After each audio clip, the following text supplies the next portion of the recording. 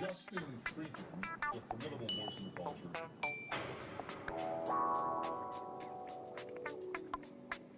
Hey Justin, are you trolling?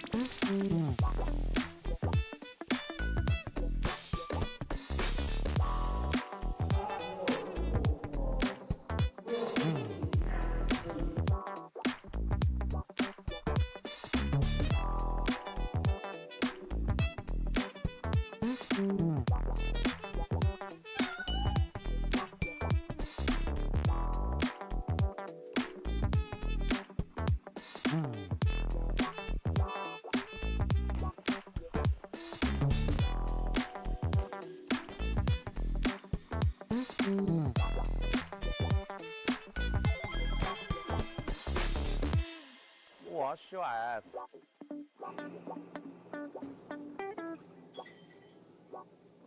Come on, man.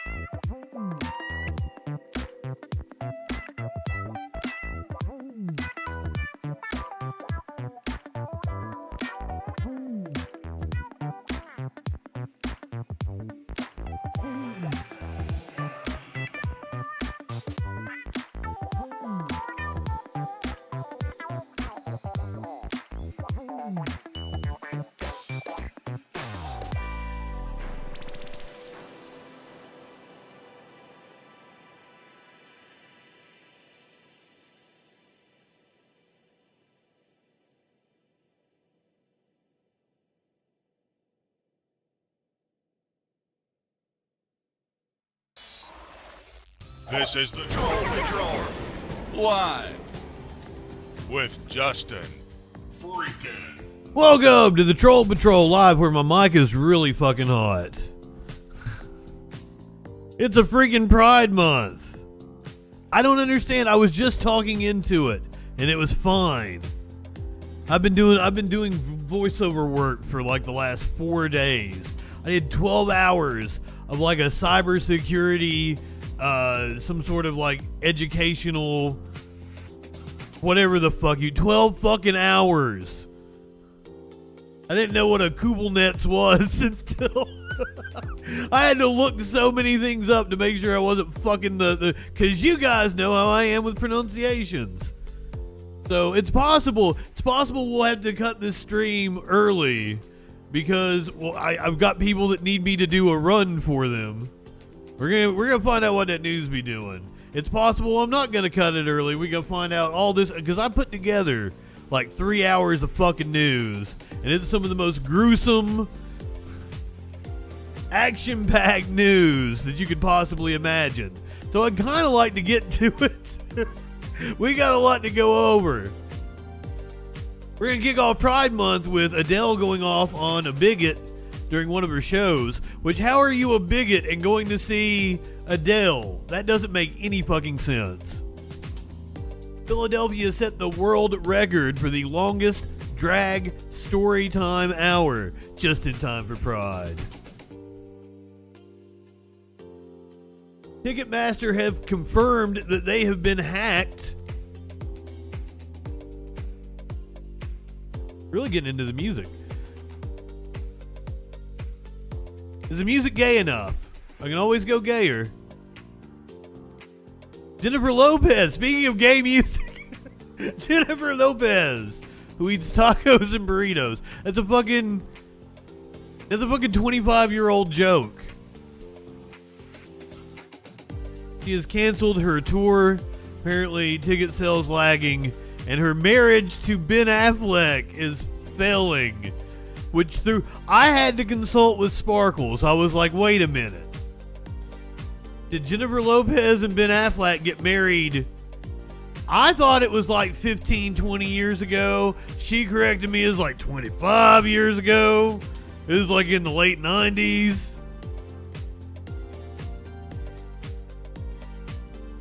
They apparently did not get married back then. Or somehow married now. They circled back. That's what Sparkles told me. They circled back. A teacher filmed explicit videos at her elementary school. Was apparently caught filming these explicit videos. I shouldn't laugh. Man with a suspended license appeared in court via Zoom call while driving a car. That one's cracked me up. That is prime. That is prime Troll Patrol fodder. Here are you, sir. Sparkles, clinically, quesadilla. Fucking clinically was in here at like 7:30. Like, bring out the news gimp. Socialist aunt. Happy Pride, everyone. Warlord, good to see you. I'm gonna give you. I had a meme about Pride up, and I changed it at the last second. Also a relevant thing to me right now. Ho77. How are you, my friend? Agent Ho77. I'm horrible. I fuck people's names up on purpose now. If you dare to say Eminem isn't the greatest rapper of all time, this is what will happen to you. Meat Cakes, good evening. I am being persecuted by the pro-Eminem crowd. I possibly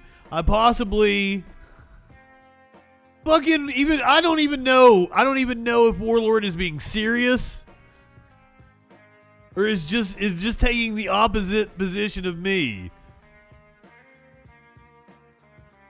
Tadpole, good evening. I might have lost a why? And I don't necessarily hate him. I have some Eminem songs I really like. I think Rain Man is brilliant. I like Till I Collapse. I like Kill You. I probably shouldn't say that on the stream. That's bitch, I'm gonna kill you. I'll go back to the Slim Shady LP. I've got songs I fucking love of Eminem's.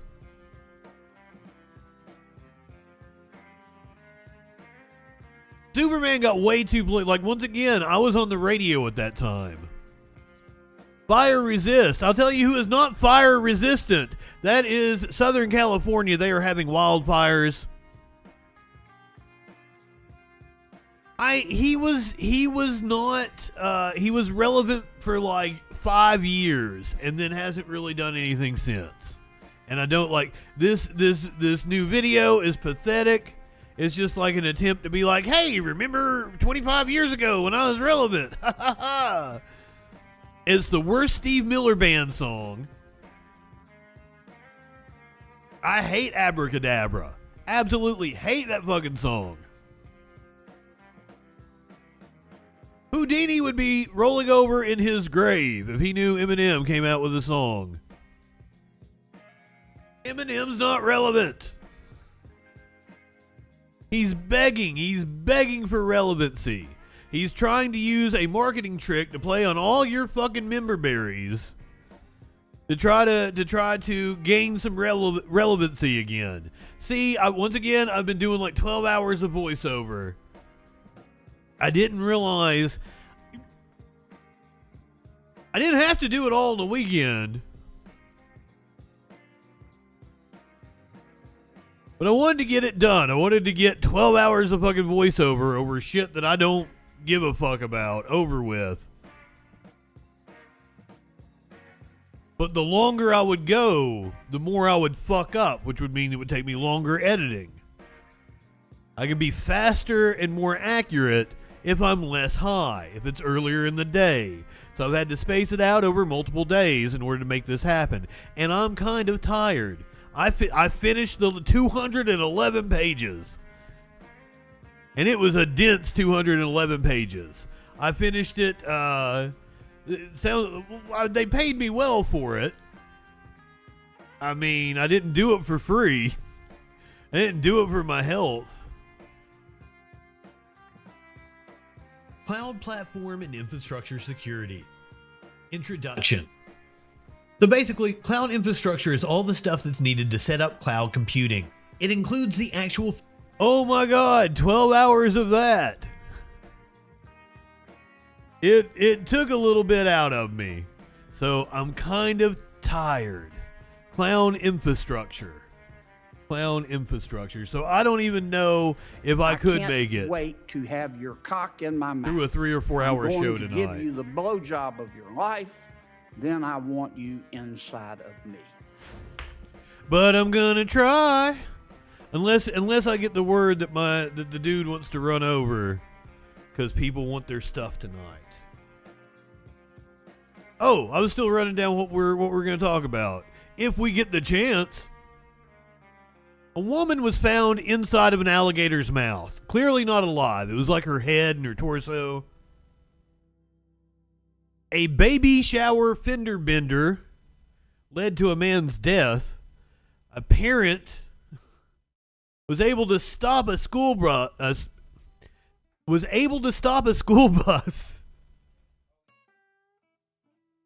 And prevent a driver from driving DUI.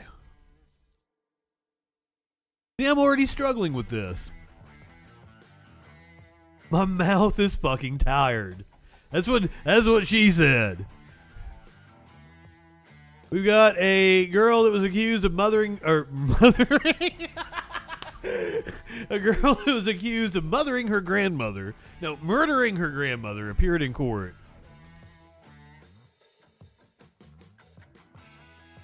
I'm not high enough for this shit. A man killed his pregnant sister because she was no longer clean. We got footage of a police shootout that took place in Fort Worth, Texas. Another pursuit and police shootout that took place in Pasadena. A Minneapolis cop was killed after an apparent ambush. A Michigan state trooper has been charged with murder. The lawsuit accuses a police department of constitutional rights violations in a land dispute. We've got multiple court updates here. We're going to get a verdict in the treadmill guilty case. We're going to talk about the big one that happened. That I was going to cover the Trump verdict. I had the artwork already put together for it.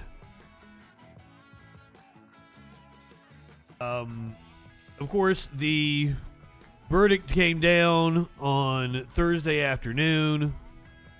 See, I already had my YouTube artwork ready to go. I was keeping an eye on it. But then I decided to take this voiceover job and recorded 12 hours of voiceover, and that's what I was doing when the verdict came down.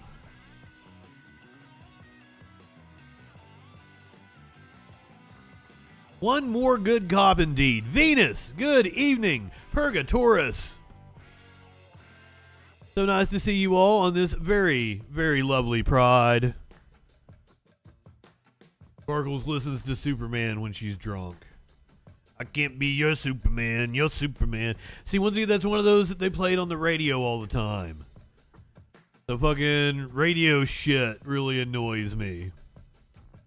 There was an earthquake. Maybe us heathens celebrating Pride Month is indeed pissing God off. We've got wildfires, we got earthquakes, we got video from, I believe it's inside the building or it's a building adjacent to the building in Youngstown, Ohio that exploded when a gas line was hit. Was that Tuesday? Iran's former president running for re-election. Everybody sees what the U.S. is doing, so they're like, why not me too? Mexico, however, is going to have a breath of fresh air, set to elect their a woman president. The two leading candidates, both women. Israel says that they have accepted Biden's plan for a ceasefire. Sparkles, would you like to come on and sing From a Distance right now?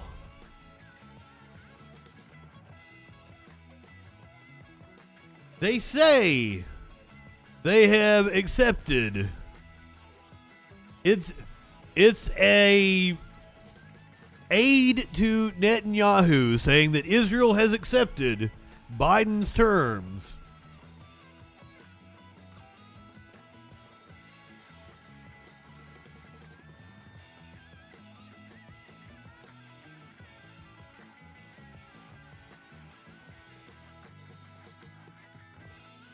Get Sparkles Midler singing From a Distance. We finally achieve a ceasefire in the Middle East. Trump says he's okay with going to jail. I'm going to show you Marjorie Taylor Greene in a bikini. And there was a debate in the Colorado Congressional District that Lauren Boebert is running for that took place just a few days ago. So, all that and a lot freaking more tonight on the Troll Patrol live. Good evening, welcome. We're going to hop right to it. As if 15 minutes in is hopping right to it. Burn, baby, burn. Oh, sorry. California is on fire currently. It's about 15% contained as of this morning. Well, this morning, the so-called Corral Fire is now 15% contained. It has burned more than 12,500 acres southwest of Tracy at the Alameda and San Joaquin County line. Overnight, smoke and flames burned dangerously close to the 580 freeway, forcing all lanes in both directions to be closed between the junction to Interstate 205. I feel like we do this earlier and earlier every year. It all started around 2:30 Saturday afternoon. The fire quickly grew by thousands of acres overnight, and we're hearing from some of the residents who were forced to evacuate. Nothing you could do except just keep watching it and see what happens. Just thought that it's better to get out first and just wait outside. Yeah, that's it. 2 firefighters were injured fighting the fire. A spokesperson for the Alameda County Fire Department says they suffered minor to moderate burn injuries, and both are receiving care at the hospital. CAL FIRE is advising those near the fire to evacuate immediately in the following areas. If you are west of the California Aqueduct, south of Corral Hollow Creek, west to Alameda County, and south to Stanislaus County. You should leave now. Sassy, good evening. Place to stay. The county is also setting up evacuation centers, one of which is the Larch Clover Community Center in Tracy on Larch Road. And if you have large animals, there is a center being set up at the Manteca School District right on Luis Avenue. Now, this morning we spoke to CAL FIRE Battalion Chief Josh Silvera, and he told us the latest hotspots in the fire and where they are tracking the most movement at this hour. Is there an eye pussy in the fire? In a couple spots, it jumped at Corral Hollow. Hell of a mustache, dude. Hell of a mustache. It jumped again at Chrisman. Both of those areas where it jumped, it was surrounded and contained relatively quickly. We're currently experiencing fire growth in the area of Corral Hollow, and it's very active, burning down towards Corral Hollow itself, off the top of the hill. He tells us the fire is moving away from populated areas and into the foothills now. As we follow this breaking news story, you can too. Just download the ABC7 Bay Area News app and be sure to enable push notifications for alerts sent directly to your phone. Oh no, I like a good long mustache. Mine comes down below my lips, sir. All the way down.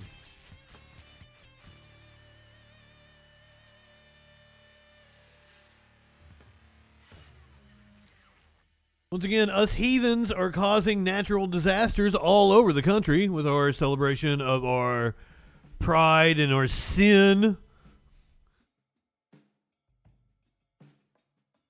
Not only is California on fire, it also saw an earthquake. The breaking news story we're talking about this morning, did you feel it? About 10 minutes ago, a 3.5 magnitude earthquake hit Pasadena. Yeah, according to the USGS map, it was felt about 2 miles near Alhambra, South Pasadena area. Our director of content, Pete Wilgerin, also felt it. He is on the phone with us. What up, Pete? I always like to look at what Dr. Lucy Jones is saying right after an earthquake. She, of course, is a seismologist who we all follow, and she says that she's in South Pasadena and it was sharp and short. What did you experience? I agree with the doctor's assessment. It felt like you took a tuning fork to the entire house. Vibrated quickly for a few seconds. Dog freaked out. Everyone freaked out. And then, boom, it was over. Was it enough for your objects in your house to vibrate? What are you going to sing for me in your business? Nothing was shaking off the walls. You know, we've all felt kind of those rollers or kind of sharper. What song would you sing in tribute? This is a big my engagement to Taylor Business for a few seconds. And then done, but the whole house vibrated. And Pete, you're in South Pasadena, right? Is that where you felt it from in your home? Yeah, and you know, usually we feel, you know, quakes that happen elsewhere, and they're just kind of those soft rollers, but felt like a big one because I feel like I shouldn't be the one trying to fix someone in a if someone is trying to fix someone in a relationship, it should probably be somebody trying to fix me. I am not the one that should be trying to help somebody with impulse control, addictive behavior, stuck in the middle with you. Just saying. If I had a good woman that could make me do my work and keep me on task and run my business for me, manage my finances, I'd probably be really well off. Instead, I'm just like a big fucking kid left to my own devices.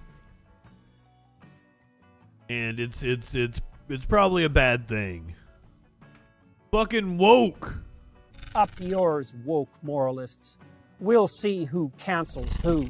You got to make the money to hire a manager. This is a labor of love here clinically. Have you seen what it's like to work with me? Have you seen what it's like to be around me? Labor of love, clinically. Labor of love. I'm not hot enough for this shit.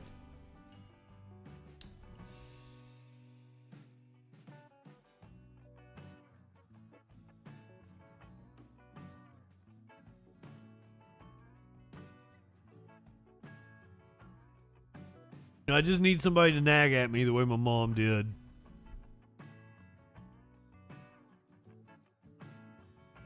totally got mommy issues. I'm not asking for free labor.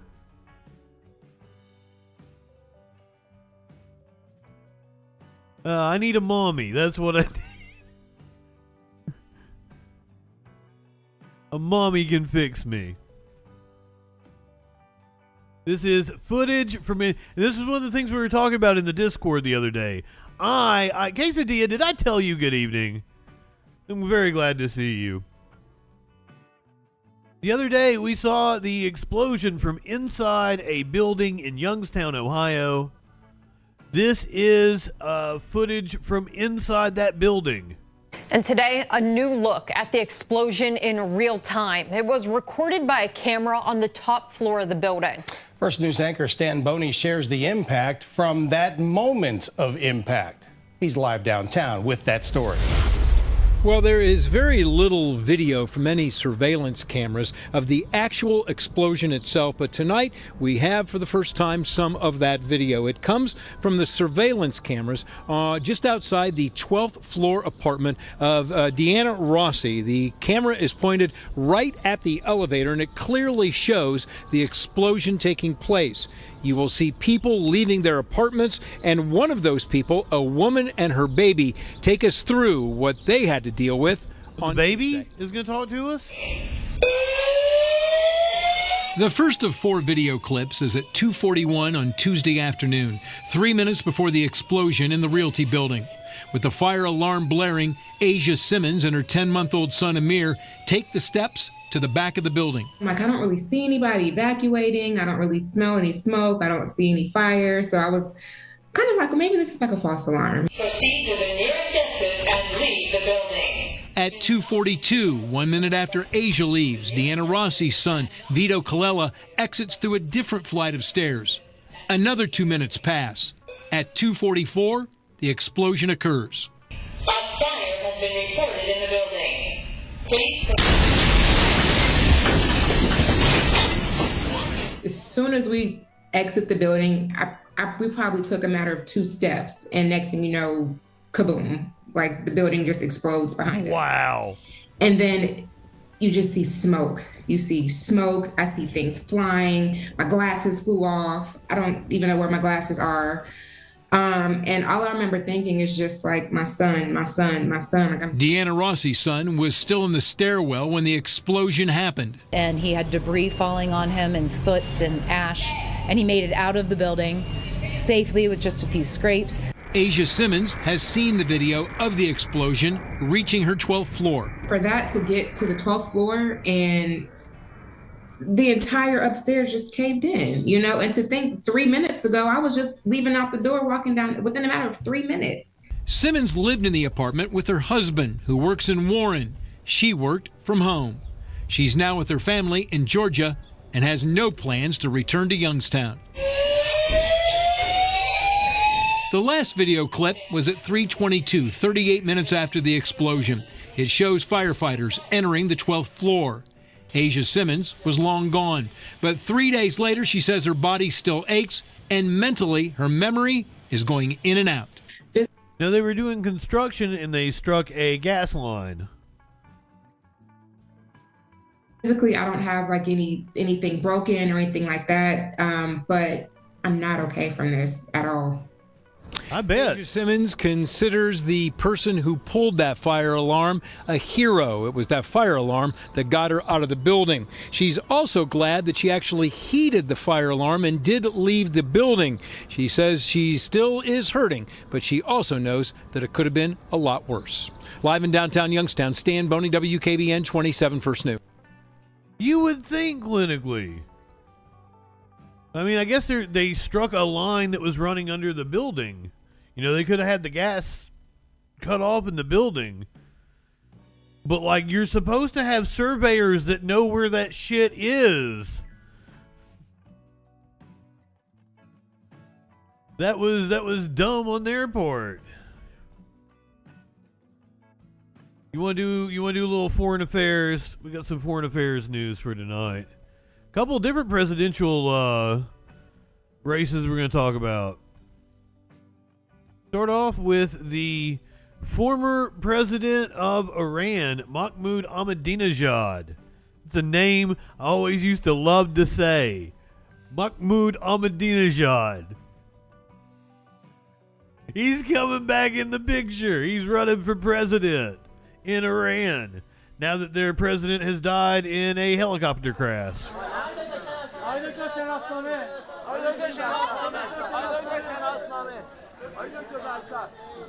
Ahmadinejad. He's looking spry. Young and virile.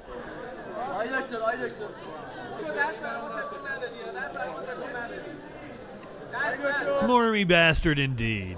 Very good descriptor.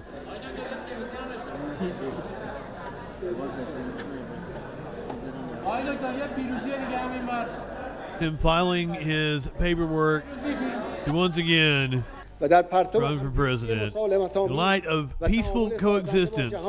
Holy shit, it's going really fast. In light of peaceful coexistence and constructive interaction with the outside world and prioritizing expanding ties, especially economic ties in the international arena, economic issues و اولویت دادن به توسعه مناسبات به ویژه اقتصادی در عرصه بین المللی حل شده. Can be resolved. Economic issues can be resolved. I mean, I guess he's like the Ayatollah's boy, right? Because that's the supreme leader. The president is more of a figurehead, diplomatic kind of role there. So that they can say they have elections, but they're ruled by the Ayatollah. Iran is... That was a fucking lot of mics. A hell of a lot of mics. Iran is allied with a little country called North Korea, who apparently has been sending trash balloons into South Korea. North Korea sent some 600 more balloons into South Korea. Wait, are they shit? Seoul said on Sunday, just days after the North sent balloons carrying excrement and trash over the border. It's considered Pyongyang's latest move to rile its rival neighbor. They're sending balloons filled with shit.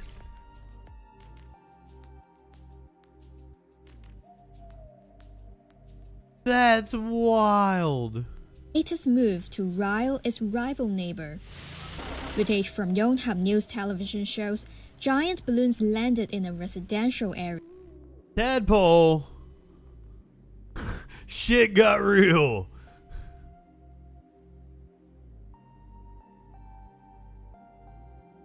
Military officers were seen inspecting them. The balloons carried garbage such as cigarette butts, cloth, paper waste, and plastic. They were found across the capital from Saturday night to Sunday morning local time, according to South Korea's Joint Chiefs of Staff. Authorities said the military was monitoring the starting point and conducting aerial reconnaissance to track down and collect the objects. On Wednesday, North Korea sent hundreds of balloons carrying trash and excrement across the heavily fortified border, saying that they were gifts of sincerity. Seoul responded angrily, calling the move base and dangerous. Emergency alerts were issued in North Gyeongsang and... Did they say based? Did South Korea call the move? Yes, Venus heard it too. They called it based? You got us good with that one. That was pretty based when you sent your shit balloons over there. Of balloons carrying trash and excrement across the heavily fortified border, saying that they were gifts of sincerity. Seoul responded angrily, calling the move base and dangerous. Emergency alerts were issued in North Gyeongsang and Gangwon provinces and some parts of Seoul on Sunday, urging people not to come into contact with the balloons and to alert police. The South's National Security Council Standing Committee is set to meet on Sunday to discuss whether to resume blasting loudspeakers at North Korea in response to the trash balloons, according to Yonhap's report citing the presidential office. South Korea stopped blaring propaganda across the border in 2018 after a rare summit with North Korean leader Kim Jong-un.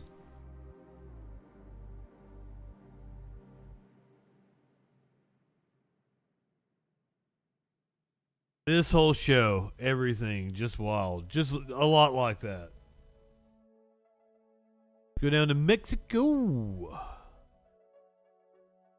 for the two top contenders for the presidency. Flash, good evening. The two top contenders for the presidency. The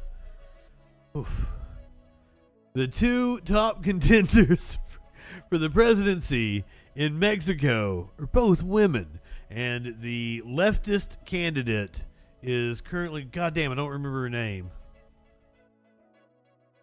The leftist candidate is currently in the lead right now. Voting is ongoing. This is a hit from a couple nights ago. An election cycle stained by blood.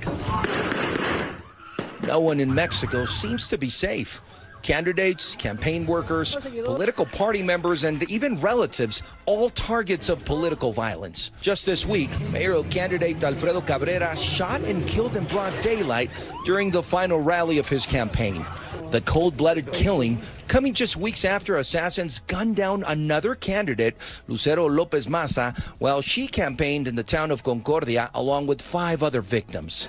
Local politicians killed by local gangs. We're talking about tens of thousands of candidates all over the country in very particular positions, in very local places where the gangs operate, and they're certainly much more the target of these gangs. The gangs are often fighting for control of local governments, working hand in hand with much larger criminal enterprises like the Sinaloa or Jalisco New Generation cartels. The criminal landscape in Mexico is really constituted by 200 to 300 different groups that control small colonias in various cities. And so if they find that a candidate is effectively saying that they will fight organized crime, they will certainly want to bring that candidate down. As of Tuesday, 316 candidates or aspiring candidates had faced political violence.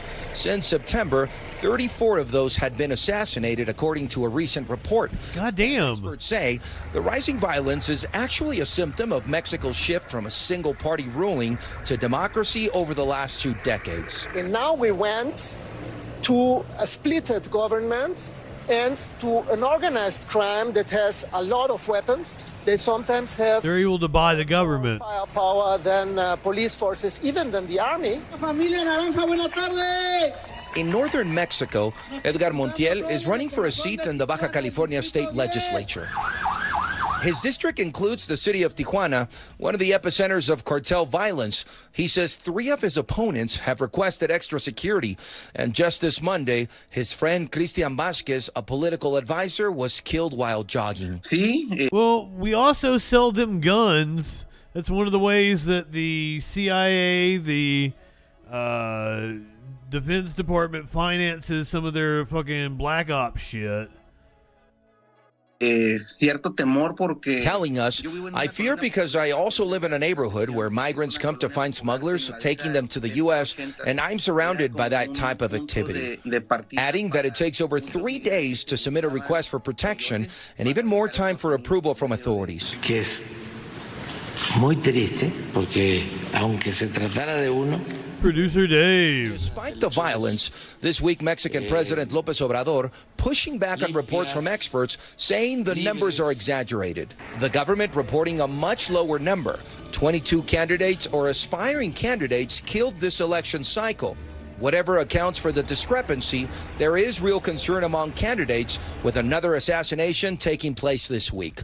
So far, more than 500 candidates have been given security or extra protection, according to the National Electoral Institute. Even the leading presidential candidate, Claudia Sheinbaum, was recently stopped by a group of masked men. Ironically, their message was a plea for protection for their community in Chiapas, where the majority of people seeking office have been assassinated. exonerated. A troubling reality for Mexico, where running for office may literally mean fighting for your life. I don't think she's in the lead right now, but I don't think she has officially won just yet. This is live from Al Jazeera. Claudia Sheinbaum. I am fucking her name up, I'm sure. Claudia Sheinbaum, the candidate for the ruling Morena party, is expected to win the presidency over Xochitl Galvez. Oh, I fucked that up. The opposition candidate representing a coalition of largely conservative parties called Strength and Heart for Mexico. Sheinbaum seeks to succeed her political mentor, outgoing President Andre Manuel Lopez Obrador. Mexicans living in the United States have shown up in large numbers to cast their votes at consulates across the country, in some cases waiting for hours in line or traveling long distances to participate in the election. I love my country, and I have to cast a vote for my country. Israel Aguilar, who drove 4 hours to vote in Washington, D.C., told the Mexican outlet Reforma. Mexico has a large diaspora community, the majority of which lives in the neighboring U.S.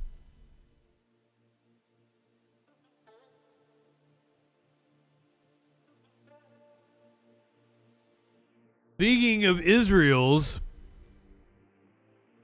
check out that fucking transition.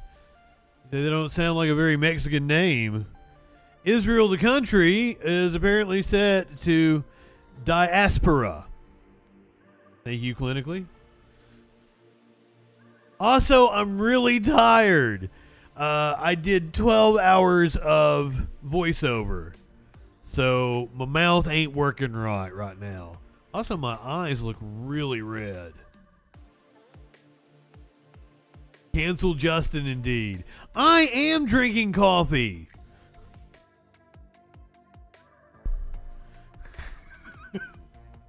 Apparently, Israel is set to accept Biden's Gaza plan.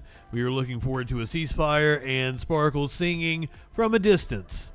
Following some breaking news right now here in our newsroom. Postmodern Prometheus. Israeli officials, Israeli Prime Minister Benjamin Netanyahu has accepted the ceasefire proposal put forth by President Biden. However, an aide to Netanyahu reiterates that Israel's goals have not changed, adding the plan is flawed and needs more work. Joining me now made on the me phone agree is to the former chat US rules. Air Force Assistant Vice Chief of Staff and News Nation Senior National Security Contributor Lieutenant Richard Newton. General, thanks again for hopping on the phone with us to sort of break down this breaking news as we're getting it.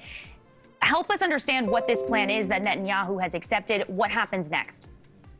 Yeah, first and foremost, by the way, it's good to be with you again this afternoon. It is indeed anticipating some late breaking news coming out of certainly Cairo, but it appears that according to John Kirby, who is on the news talk shows this morning, he's a National Security Council spokesman, that there could be, the United States has every expectation that Israel will indeed accept a ceasefire proposal. That begins the 6-week cessation, if you will, of hostilities in Gaza. You and I talked about that yesterday. Right. It appears now You just want them to reject it because you want the war to go on because you're a warlord.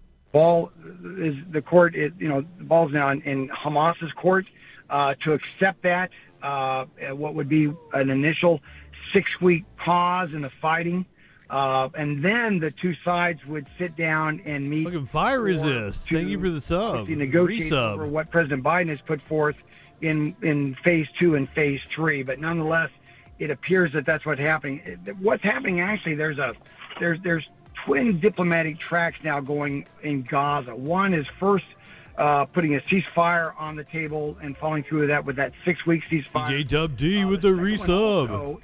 That was breaking this weekend, as I understand, is reopen a route for aid into. I'm bored. What? I don't even know what the fuck he's talking about. I wasn't paying attention.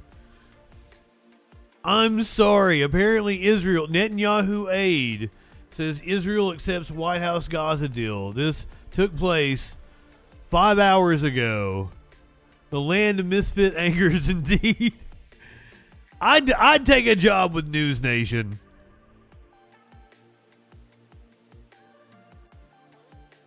It's definitely not as funny as North Korean shitbags. That was a far funnier story than Israel accepting a ceasefire. Trump says he's okay with going to jail. How's that? Let's do that one. He's okay if the judge sends him to jail. Set the arraignment date for 4 days before the RNC. Yeah, well, that's part of the game. It is. Some have suggested you could appeal straight to the Supreme Court because of the special nature of this case. When it comes to the legal maze that you're still the judge could decide to say, hey, house arrest or even jail. It could. How do you face what that could look I'm okay with it. I saw one of my lawyers the other day on television saying, oh, no, you don't want to do that to the president. I said, you don't beg for anything. You just, the way it is. All right, let's discuss this and so much more with Axios senior contributor and director of Syracuse University's Institute for Democracy, Journalism, and Citizenship, Margaret Talev. Margaret, great to see you. You too, Allison. So, Margaret, neither you nor I are What up, judges, Margaret? Sadly. But it's hard to see how a former president is sentenced to jail for falsifying business records. Do you agree? If he does actually get any kind of jail time in one of these other cases, I would say, I highly doubt he gets it in this case. It'll be like home incarceration. That's what they'll have to do, because like the Secret Service is going to want him to be at home incarceration so that they can watch over him. They don't want him to be in an actual jail or a federal prison. I do, and I think that's the conventional wisdom, and I think that Donald Trump and his team probably see that too. I know there's been a tremendous amount of speculation over the weekend with people saying maybe he will actually. We're going to find out soon enough. But either way, you can count on this. What you heard him say in this Fox interview is something that he's saying because he believes it will help his purposes politically. He believes that a message like that will resonate. He took in like a $55 million haul in 24 hours off of the conviction. It was his like single best fundraising day. So he's still like running behind Biden, I do believe, but that actually helped him catch up quite a bit. With his base, with his supporters, and will, juice turnout heading into this election year. So he also said that Jews turnout. Point, it was sort of the argument like, well, I'm fine with it, but the public may not be. He said at a certain point, there's a breaking point. And I think there is quite a fair amount of concern about what that means. Does it presage an actual effort on his part or his campaign's part to make people angry about it? Or is he just saying he doesn't think his supporters will stand for it? Is it a dog whistle to violence, or is it not intended that way at all, but could it have that consequence? Well, we can certainly understand why people would be concerned about that, because we've seen the history of how Donald Trump supporters hear the things that he says and how. Oh, that's exactly. Thank you. Is that Dana Bash? That's Dana Bash, right?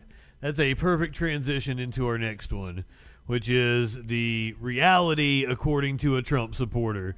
That was what played this morning on CBS.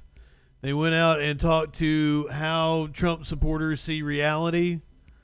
Donald Trump has mainly generated headlines as a defendant of late. Mr. Trump's faithful supporters see him in a very different light. Senior contributor Ted Koppel takes a closer look at the election and what may come after. It's mid-April. The kind that smokes. Field at Prometheus. Schnicksville, on the outskirts of Allentown, Pennsylvania. Nice warm beanie hats. Snacksville rally shirts. Winter has not entirely surrendered. The faithful have been lining up since late morning, although Mr. Trump is not expected before early evening. On a day like today, it's cold. It is. It's wet. Yep. It's nasty. Yep. What the hell brings you out here? The truth, freedom. We want our freedoms. That's what we're here for, freedom. How are you not free? The working class. You don't care about us. You want your ratings on CBS, and you want to lift up that idiot in the White House. Okay, you've already made up your mind about me. And No, that's I'm not saying you. I'm sorry if you thought that. That's all right. I'm saying the media, you have been lying to the American people long. You specifically just said you. You said you the media, to Ted Koppel, who has been on TV for 40, 50 years. This rally took place weeks before any verdict in Trump's New York trial had been reached. But the faithful weren't going to be swayed by any verdict delivered by a New York jury. He's not guilty. If anybody's guilty, it's Biden. Sorry. There would appear to be very few, if any, people in this crowd. It was rigged. It was fake. Looking to be convinced of anything new. Do you folks think that Trump lost the last election? No, not at all. And truth will come out. Yeah. It's coming out slowly. There's going to be another election. And when it's all over, if they say Trump lost. He will not lose. Well, It's in God's hand, and he's going to straighten this country out.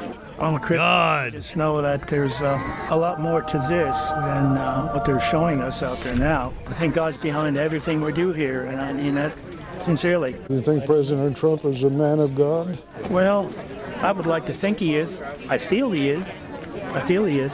And every time he seems to get charged with something, more and more people come out to stand behind him. That would certainly appear to be the case on this blustery day in Pennsylvania. A solid crowd of close to 8,000. They seem to draw energy and confidence from one another. We're living in a fascist state. Over these past few weeks, in interviews and at other public appearances, Trump himself has raised the specter of violence should he lose this next election. The events of January 6th, the violence on the steps of Congress, the chaos in the halls of Congress, President Trump's initial reluctance to call his supporters off. All of that has congealed into an alternate reality. No longer a travesty to be condemned, it is an act of heroism to be celebrated. Please rise for the horribly and unfairly treated January 6th hostages. At some rallies, men identified as the convicted rioters singing the national anthem are invoked as victims, even heroes. Ladies and gentlemen, Not tonight, though. please welcome the next Cuckoo of the United States 81. I fucked your name up. But welcome in. Trump. Keiko. To be missing some Keiko. Spark. I'm freezing I fuck people's names up. That's what I do. We can relate. Many have been out here for more than 8 hours. They are nothing if not sympathetic. Is that Fiegro guy? The former president is only days away from his own trial in New York. Biden trial. They're all Biden trials. You know that, right? They know that Donald Trump I have a crooked judge. may be distracted. Fully gagged before a highly confused... I can fuck it up if you want me to, Prometheus. We're only a couple of hours away from the Civil War battlefield at Gettysburg. The Battle of Gettysburg. Prometheus. What an unbelievable... I mean, it was so much and so interesting. Curiouser was over here and she was doing the Ozenpeg. And like, I'm still fucking it up, aren't I? She was like yelling at me over it. I have no idea. Sorry. And so vicious and horrible, and we'll get back to these stupid in fucks. so many different ways. Other than proximity, though, the president appears unsure as to why he brought it up. Gettysburg, wow. I go to Gettysburg, Pennsylvania to look and to watch. And we're pro-Japanese around here. Who's no longer in favor. Did you ever notice that? No longer in favor. Never fight uphill, me boys. Never fight uphill. They were fighting uphill. He said, wow. Yes, and do you know how many times I have to stop and look things up to make sure I'm saying it right? And then with all that cybersecurity mumbo-jumbo, there were like a lot of acronyms, so I needed to look up and see if I was, the acronym was like the the letters individually or if there was like some pronunciation. Did words, how do they work? An Irish brogue? Almost certainly not. What happened at Gettysburg was the beginning of the end for Confederate forces. Despite his crushing defeat, Lee looms majestically over the battlefield, by all appearances triumphant. It is, particularly to foreign visitors, a bizarre notion, honoring the man who led an army of rebels. It falls to Chris Gwynn, Gettysburg's chief of interpretation and education, to explain.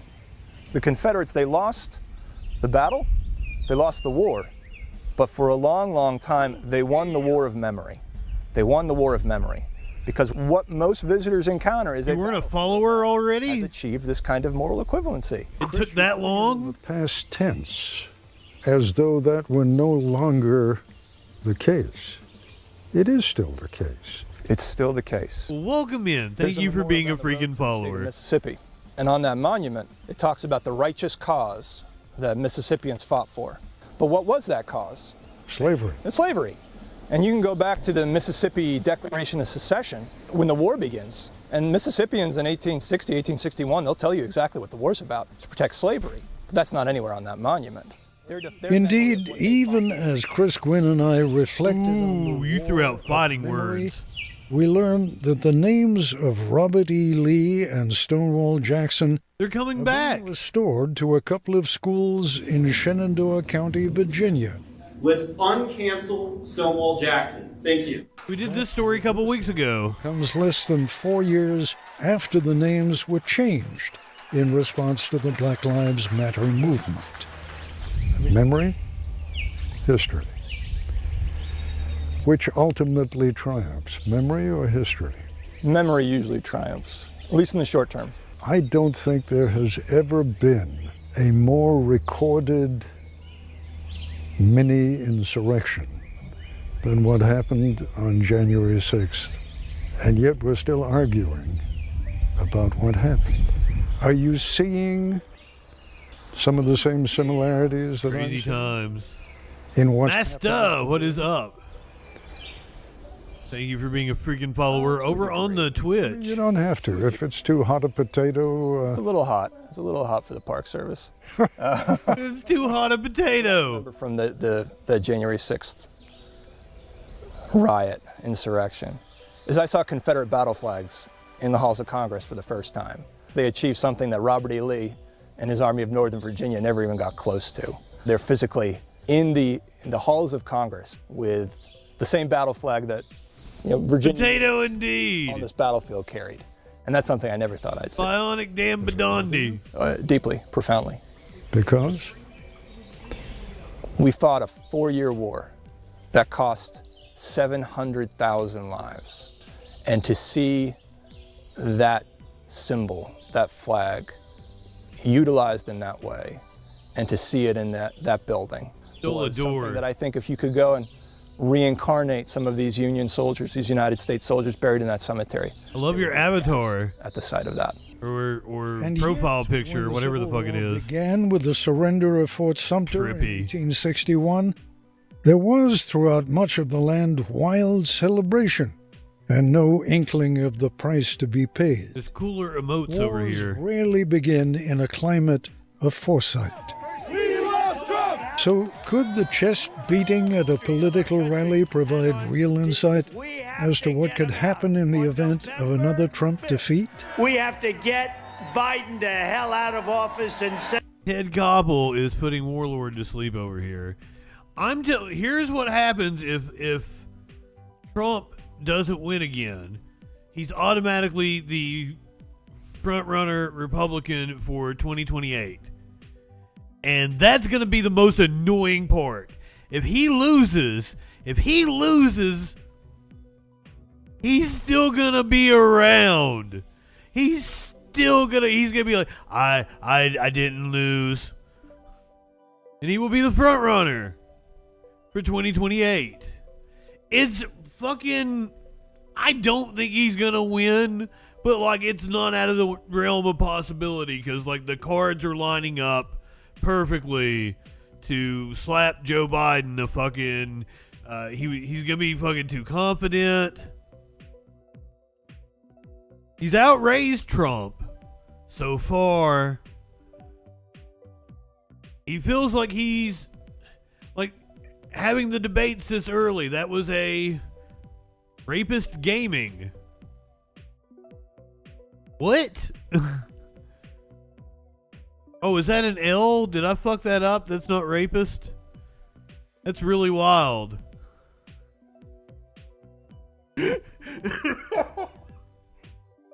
I'm sorry if I just called you a rapist. We talked about this earlier. I fuck people's names up.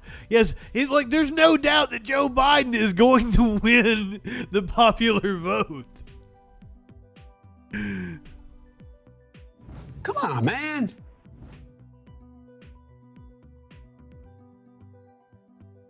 It could be like Repellist Gamer. Raplist Gamer. And it could be completely fucking innocent. You don't know.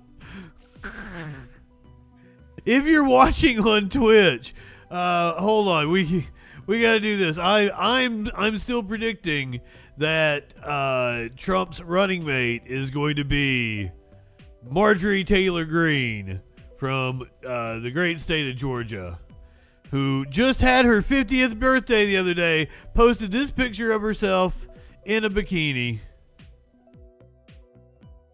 She was apparently accused of photoshopping.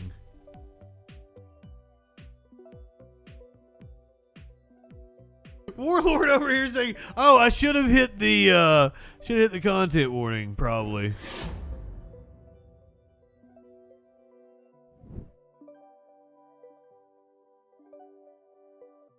I do believe that this is in direct response to Representative Jasmine Crockett giving her the verbal smackdown.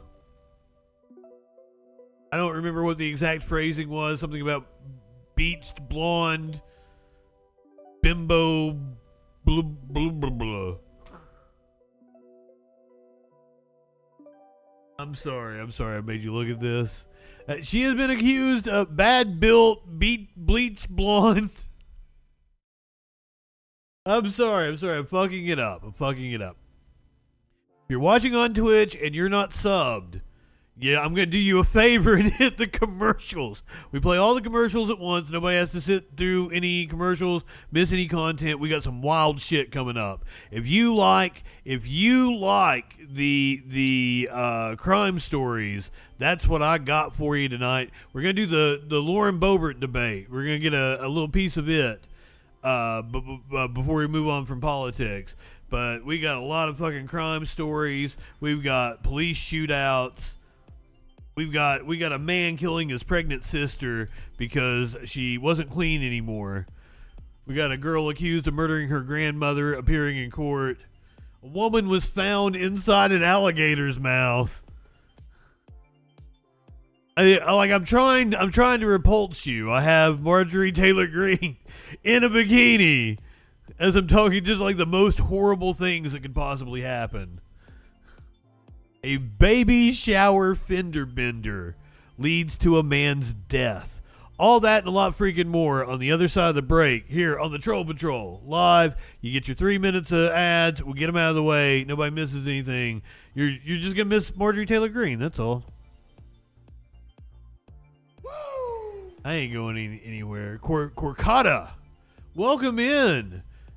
Hey, for the resub.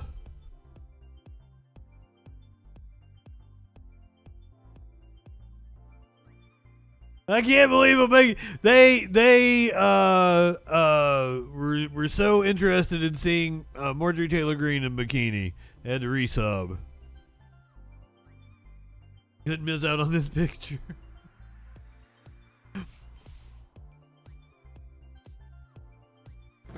You live in sexual anarchy?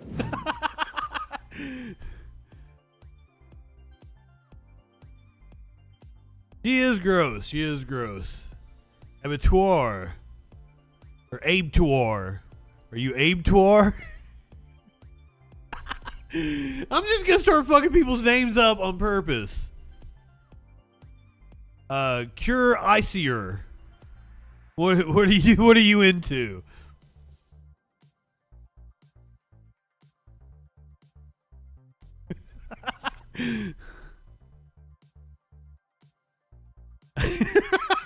I understand.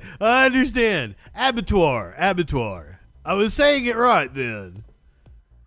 I decided I wanted to start fucking people's names up, so it's Abe2R. Sorry. The only reason I know how to say that is because of the Nick Cave song. Really like Nick Cave. Nick Cave, give me like new music for my birthday. The universe gave me a lot of things.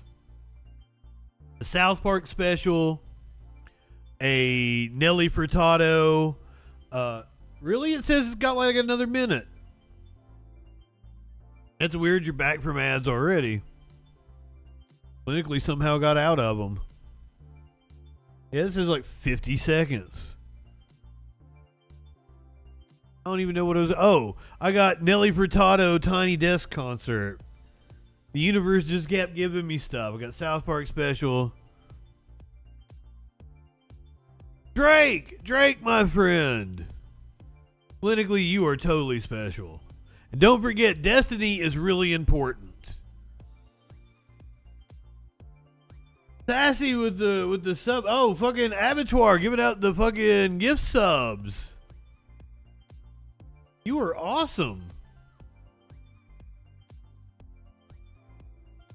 Yeah, I'm not gonna fucking do the whole spill where like, oh, you shouldn't give me money. I do well for myself. No, I'm tired of doing all these fucking cybersecurity voiceovers. Give me money, goddammit. I'm gonna turn super capitalist here. I'm gonna quit smoking pot on stream so I can actually monetize this shit. I'm gonna stop saying shit and shit and fuck. No, I can't do it. To me, that was the most cringeworthy, and I should probably like fuck. And I should probably clip that. To me, that was the most cringeworthy moment of the whole thing when I called Destiny self-important, and he said, I am important.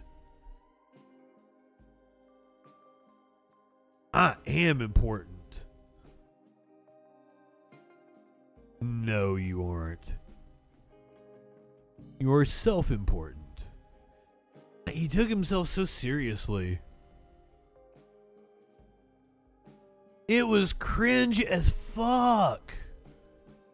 Yeah, like, I like to think I don't take myself seriously. Ah, fuck. I already screwed up the... Fuck, yes, Warlord. I caught myself.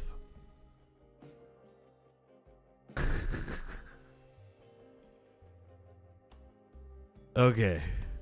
A few days ago, I can't believe I missed this. I was probably doing this voiceover thing. But I've been engrossed in for the last like 4 days. This was the Colorado District 4 debate. The candidates were asked about the electability of Lauren Boebert. Luigi Del Puerto from our partners at Colorado Politics has a question about electability for Miss Boebert. Lauren Boebert, an internal poll released by a Democrats campaign shows him leading you by 14 percentage points in November. A large number of voters are undecided according to this poll, but this is now the second survey showing McCorkle's lead margin of error. It suggests you are vulnerable in a heavily Republican district like CD4, just as you were vulnerable in CD3, your old district, which is also a heavily Republican district. Are you not risking your party's very slim hold on the majority?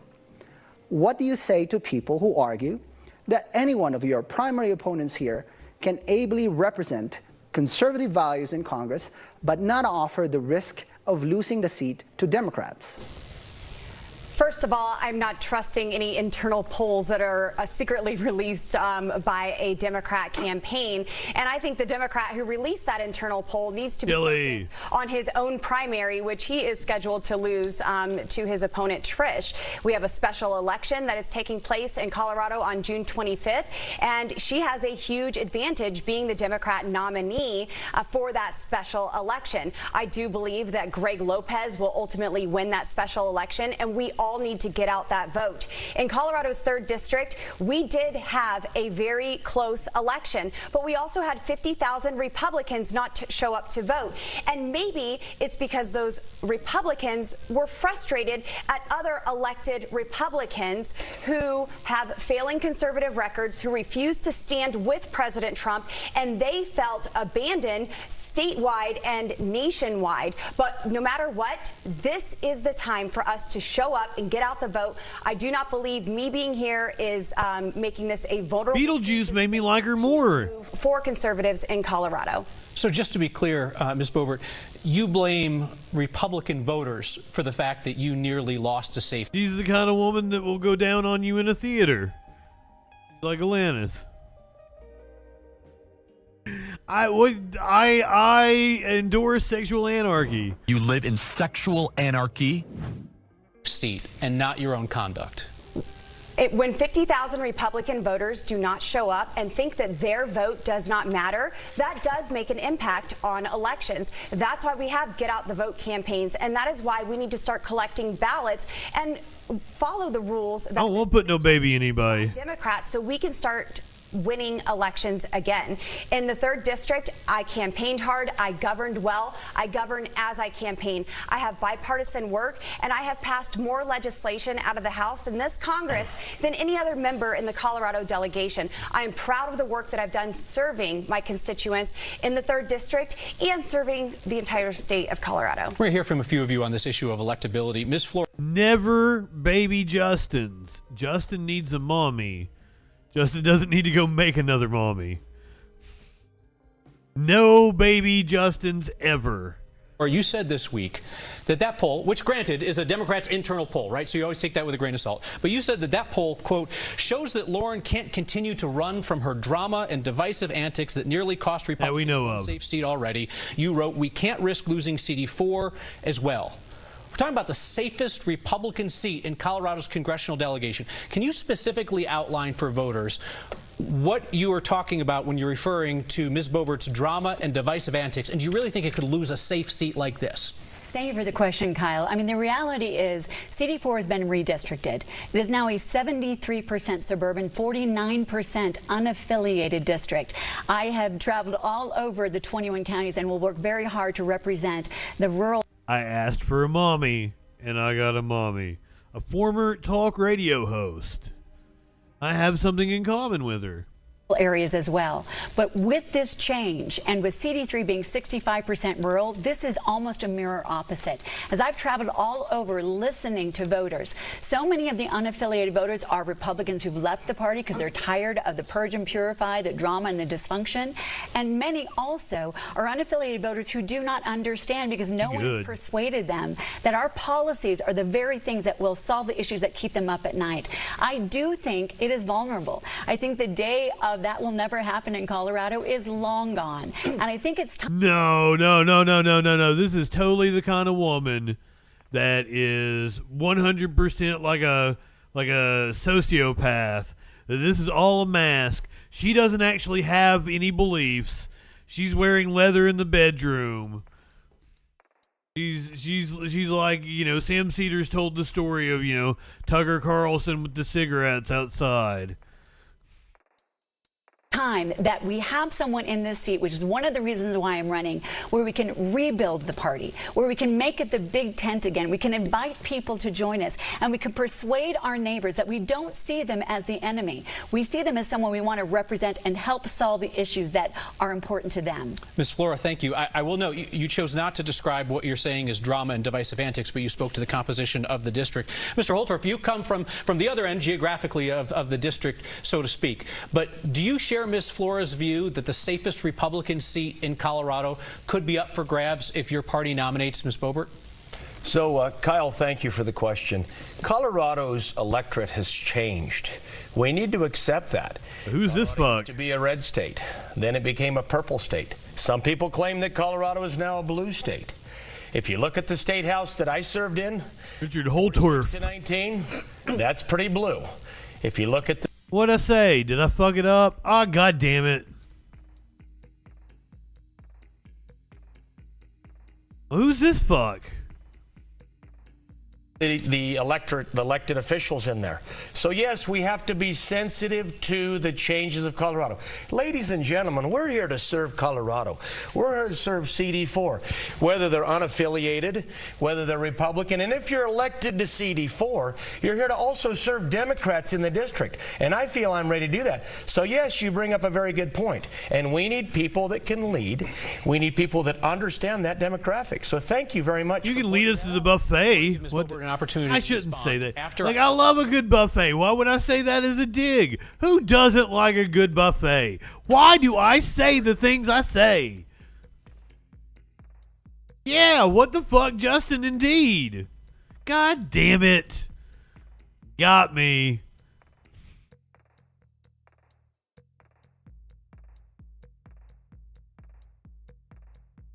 I'm fat. I'm getting fat. The wokes have canceled me. Like you can't say these things anymore. Oh my God. For a show of hands on this question, who here believes? But who am I to talk about anybody's looks? I am so like non-appealing right now. I might have been cute back in my younger days, but the older I get, the more I am like crazy old man in the apartment that you don't want to mess with. The weird guy that lives alone with his cats. If Republican primary voters nominate Ms. Boebert, that she could realistically lose in November. Mr. Lynch, Ms. Flora, and Mr. Yu say they believe that she could realistically lose. Mr. Sonnenberg, Mr. Holtorf do not believe that she could realistically lose. Let me clarify. November. I answered the question, so I didn't know. Okay. You wanted. Do you believe that she could lose in November? It's very possible. Yes. Okay, I'm going to raise my hand just to clarify. It's possible. Okay. Thank you, Ms. Boebert. An opportunity to respond to what they've said. Yes. Well, it's interesting to hear Democrat talking points from my Republican opponents talking about this purge and purify process in the Republican Party. We just want people who are elected who actually represent. Flash. What? I have represented almost 30 rural counties in Colorado, and I am seeking to earn the support and votes from 20 more plus Douglas County. And having that on the ground work has shown so much unity in the Republican Party and bringing unaffiliated voters on the ground work. Having bipartisan legislation. I'm horrible. In Washington, D.C., opening up the House floor for amendments to empower representatives to represent their constituents, and even working with our state's senators to get legislation across the line. I do not believe that I will make this seat vulnerable. This is a Republican district, and they want a Republican who has a 100% conservative voting record, as I do. Thank you, Ms. Boebert. The liberals ruined me. The raccoon meat ruined me. It's probably lousy. All right, so that's the end of the political portion of the show. Maybe there's some politics in the BS section. Probably not. We're entering the crime section, and it gets pretty gruesome, pretty brutal tonight. So I'm gonna go ahead. I'm gonna hit the content warning. There's a lot of death and destruction, a lot of wild video we're gonna be watching. What that crime be doing indeed. So I just want people to have the heads up. If you don't like the crime portion of the show, this is probably not the part for you.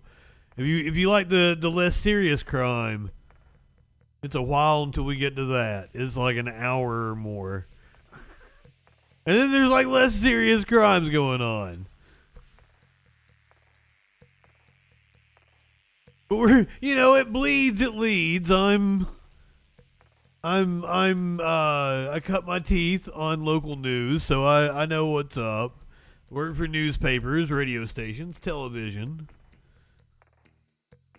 A Michigan State Police detective is facing second-degree murder and manslaughter charges tonight. Yeah, Michigan Attorney General Dana Nessel filed the charges today. It involves a police chase and death of 25-year-old Samuel Sterling.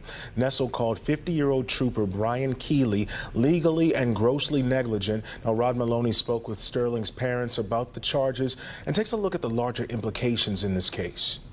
It is cases just like this one that put a white-hot spotlight on police use of deadly force. Like this guy. That it brings. We're going to be hearing from Samuel Sterling's parents here in a second.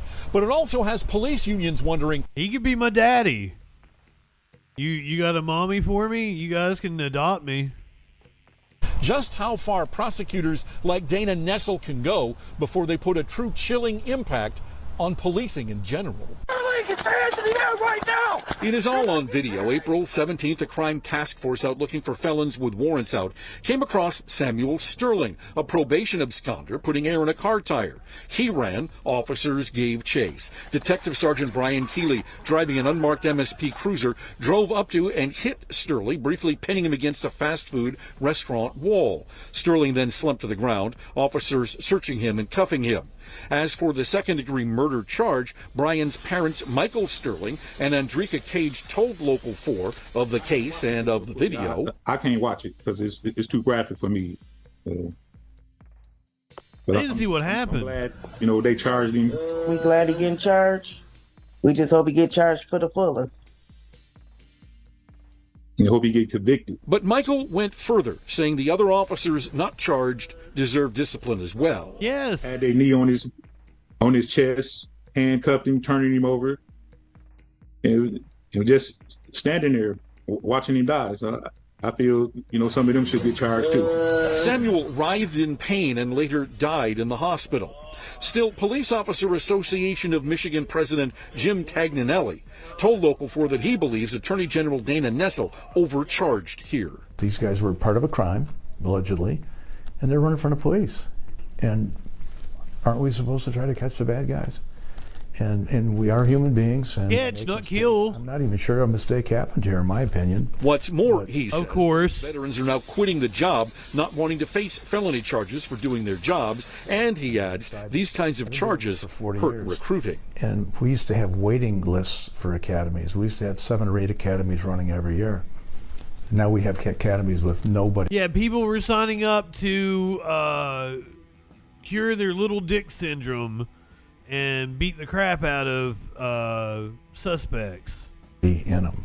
Samuel Sterling's parents have now they can't get away with hired well-known Detroit attorney Then Johnson. Johnson telling Local 4 that he wants to make sure that MSP and the officer involved are held fully accountable. In Detroit, Rod Maloney, Local 4. All right, Rod, thank you. Now, we posted Attorney General Dana Nessel's comments on her charging decisions in its entirety over on our website, clickondetroit.com. Daddy Rod over here.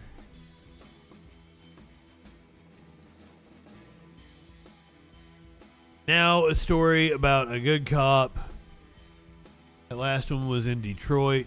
This is in Minneapolis. A Minneapolis police officer is dead. Tonight, Minneapolis in shock after authorities say the city lost a hero in an ambush. Bystander Corey Jones filmed on his cell phone as he took cover Thursday. Moments before, police say Officer Jamal Mitchell was responding to a call of a double shooting and rendering aid to an apparently injured man when that man pulled a gun and shot him. Seen the cop on the ground and then a guy laying. He's playing possum. A shootout followed. Another cop got. I'm good. Officials say 4 people were hurt, including another officer and a firefighter. 2 others were killed in the chaos, including one person in a nearby apartment who police believe died earlier, and the suspect, who was pronounced dead at the scene. Investigators have yet to name him or reveal any sort of motive. What, you think the dude came to and was like, ooh, cop, don't touch me? Kind of freaked out. A cab. Officer Mitchell was pronounced dead at a nearby hospital. and today is a devastating day in the city of Minneapolis. A law enforcement procession escorted his body. Who was that Justin Trudeau mofo? Thursday night. It was hundreds of cars long. This officer gave the ultimate sacrifice to protect and save the lives of others. His life, his Jacob Fry, and his name will forever that is Jacob Fry, the mayor of Minneapolis, be remembered in the city of Minneapolis. Police, anyone in here? A name that carries a history of heroism. In February of last year, Mitchell and another officer raced into a burning home to save an elderly couple. Okay, come on, guys. We got to get out. The house is on fire. You see him here. Burning down the house. Video. Is there anyone else in the house, guys? No. Okay. It was his third day on the job. Our affiliate CARE interviewing him later. Saying we're not trained in running the fires, but being in the field of policing is a potential. You know, we're here to serve our community, and we're often first on scene. At 36, authorities say Mitchell was a father, engaged to be married. His death comes a little more than 3 months after 3 first responders in suburban Minneapolis were shot and killed responding to a domestic disturbance call. The city's police chief writing, Jamal just happened to be the latest victim of this senseless and troubling trend. It's become too easy to attack our police, and it needs to stop. Tonight, fuck you, Jamal. Struggle to make sense of what they've seen. I just want to let them know that I appreciate them. It takes a strong person to be a police officer. With that, Maggie Vespa joins us now from Chicago. Maggie, just a sad story. No, more guns. Are you clinically insane? More guns. There's so many questions that are looming over this case, right? Including who the man behind this ambush is and the connection to the person killed in the apartment. Do we know any more about that? Tom, at this point, Minneapolis authorities are really keeping this tightly under wraps. They say they want to be thorough for obvious reasons. This is close to their heart. They're not releasing the name of Officer Mitchell's killer at this point, and no kind of details on motive. They're also at this point telling us they haven't made any more arrests. They're not naming any more. No, clinically, that's a good cop. Questions looming. There's a story about a good cop. Where's the apartment? That is such a weird detail. There's only one good kind of cop. It's more than 2 blocks from the scene where Officer Mitchell was shot and killed. So if they are indeed connected, we are talking about a huge crime scene, which may be adding to the complexity of this case. All right, Maggie Vespa, we thank you for bringing this to us. Thanks for watching. Shut up, Lester. Maggie Vespa, like the little scooter that you ride around on? Maggie Vespa?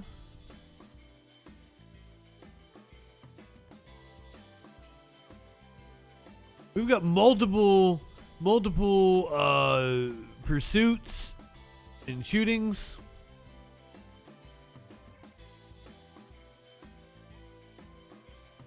Away to a different browser for some.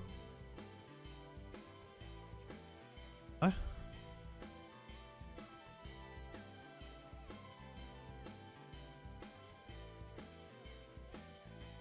I don't know why the local news website was having trouble playing on Google.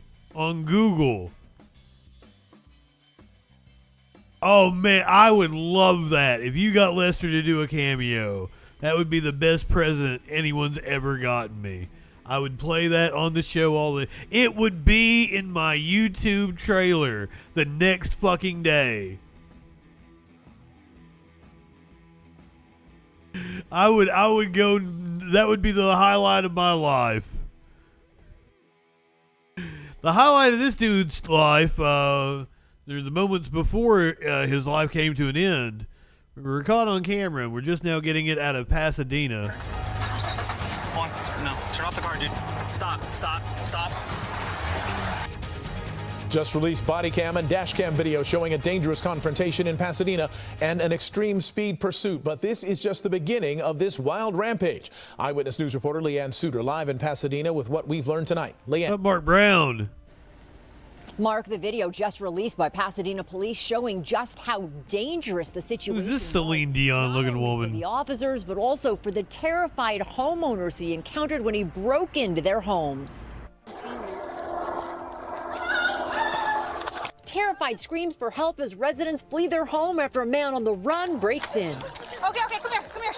Moments later, as Pasadena police move in, the man identified as Ricardo Guadandrade pulls a gun and officers open fire. The dangerous and deadly drama unfolded April 13th when officers spotted Andrade parked the wrong way on a one-way street. Go ahead and step out of the car, Frank. Huh? Go ahead and step out of the car, Frank. Hold on. No. Turn off the car, dude. Stop. Stop. Stop. The 36-year-old takes off, narrowly missing an officer. You're gonna get shot. You're gonna get shot. Nice truck. Got one at gunpoint. He's trying to run me over. Investigators say Andrade ran a red light going 80 miles per hour the wrong way down the street before crashing into the front yard of a home at Hudson and Arden Road. Whoa. 36-year-old takes off into the neighborhood with the canine dog on his heels. Stop, you're gonna get bit. Right here. Investigators say Andrade broke into a nearby home, the residents hiding in a bedroom closet as he was screaming for the car keys. He then ran out, breaking into a second home through the back door. The terrified homeowners running out the front doors. Police are... Wait a minute. So he went and hid in a closet and was yelling at the homeowners to bring him the car keys. Did you catch that? You're gonna get shot. You're gonna get shot. 35, hold the air. Got one at gunpoint. He's trying to run me over. Investigators say Andrade ran a red light going 80 miles per hour the wrong way down the street before... The homeowner was in the closet. Okay, that makes more sense. ...at Arden Road.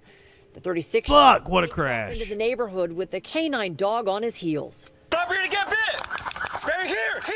Investigators say Andrade broke into a nearby home, the residents hiding in a bedroom closet as he was screaming for the car keys. He then ran out, breaking into a second home through the back door. The terrified homeowners running out the front doors. Police surrounded the area, spotting Andrade in the backyard, the canine taking him down. Put your hands up now. Put your hands up now. I know if you have a gun or a weapon on you. Let me see that hand. Listen closely. The 36-year-old suddenly yells he's going to shoot himself. Shoot myself. Hey, gun. Stop. Drop the gun. Police say Andrade was armed with this handgun, which they say had a spent cartridge case that hadn't been ejected from the chamber. Investigators don't know if he fired. So they stopped him from shooting himself by shooting him. Fired his weapon during the incident or before. The 36-year-old was rushed to the hospital where he was pronounced dead. Tones. No officers were injured in the encounter. The deadly shooting now under investigation by Pasadena police as well as the district attorney's office. Thank you, Celine Dion. You guys want a smoky?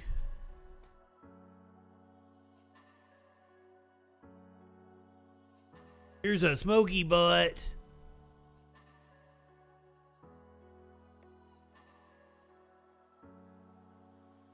He kept trying to sit on my lap as I was recording voiceovers, which was fine up until he started licking himself, and you can hear it in the recording. And I'm like, I can't have you doing that, buddy. And he wouldn't stop licking himself, so I have to put him down. And then he pouts, and he wants back up. He gets back up and starts licking himself.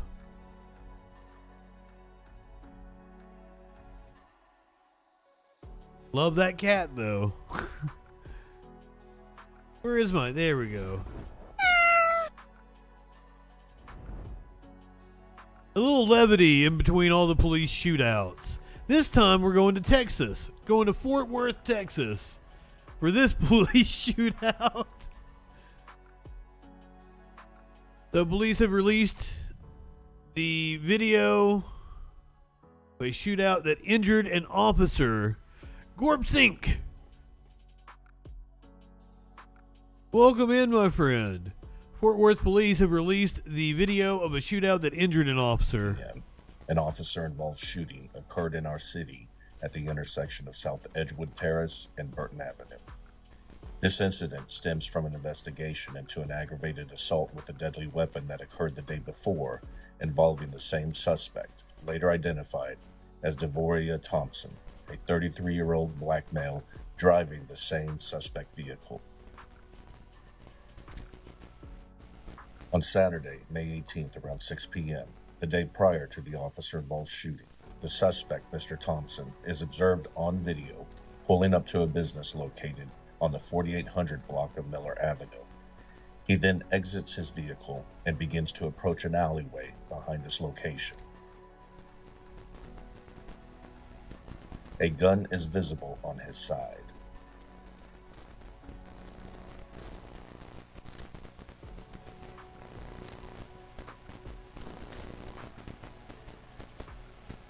What's he even doing? Like what? The suspect approaches someone who is currently off camera, and after a brief interaction, Mr. Thompson pulls out the handgun and shoots at the victim, striking him one time in the shoulder. He then retreats back to his vehicle and leaves this location. Why? What's the point? Also, nice car. The victim is then seen emerging from this location with an apparent wound to his arm. Yeah, apparent. That shooting was treated at a local hospital for his injuries. He just swaggered on off. Officers were on scene gathering information regarding this offense. They were able to retrieve information that identified a potential suspect and also license plate. I'm from Appalachia. Vehicle. This information was soon thereafter entered into our system to be on the lookout for. The following day, now Sunday, May 19th, patrol units were advised that our system had a hit on the suspect vehicle and provided information on its current location. A forward police officer located the suspect vehicle and then activated his lights and siren in an attempt to get the suspect vehicle. It ain't beat up. It's nice to me. I'll be trapping that vehicle, Burton, Edgewood. Step out, so we're going to be going south on Edgewood from Burton. Riding on Edgewood.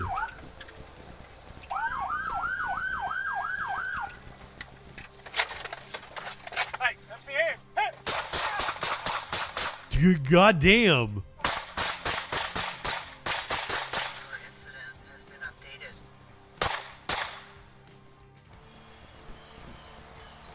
Southbound on Edgewood. Southbound on Edgewood. Exactly. It's not held together with duct tape and rusted out. That's nice to this country boy.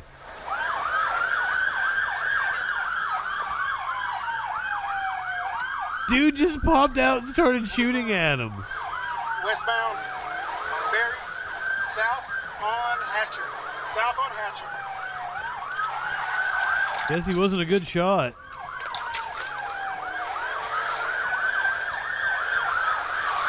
God damn. South on Hatcher still.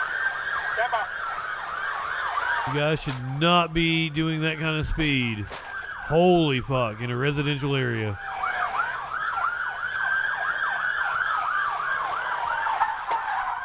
He almost lost control. We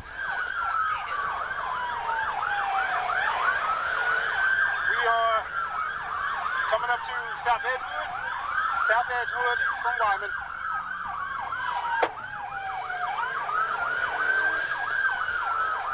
Westbound on Eastland. Westbound Eastland.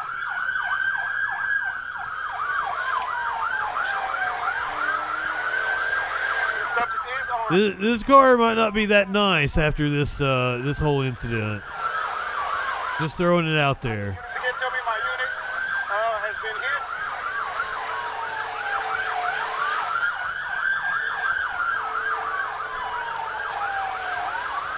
Clear the air. During this pursuit, the officer's vehicle sustained damage that prevented him from continuing the pursuit. Or are you just a pussy? He is in lane number 1, southbound on Miller. Lane 1, southbound Miller. He ain't got no power. I wonder what happened. For the suspect vehicle, while other officers tended to the wounded officer on scene. That officer was then transported to a local hospital where he received medical treatment. Fortunately, the officer was not shot. He suffered injuries from broken glass that cut his arm during the exchange of gunfire with the suspect. Anonymously. At this time, whether the suspect was struck by any of the officers returning gunfire. With information related to the suspect vehicle, we were able to track down and locate the suspect vehicle parked at a residence located in the 5500 block of Just a flesh wound Trail in Arlington. A perimeter was established, and the suspect was observed running from the main house towards a shed in the backyard. SWAT arrived on scene and apprehended Mr. Thompson without further incident. Let me see your hands. Let me see your hands. Let me see your hands. All right, take your time. Take your time. Lay down on your stomach. Lay down on your stomach. Take your time. Lay down. Get on your tummy. You ready? That's what I wanted mommy to say to me.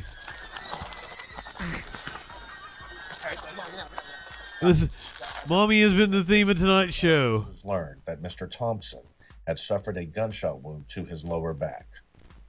Mr. Thompson was transported to a local hospital where he is currently being treated for his injuries. Push that other hand in. His fingers are coming out. Mommy that will tell me to do my chores. There you go. Yep. Give me an allowance. Get him over the tap, man.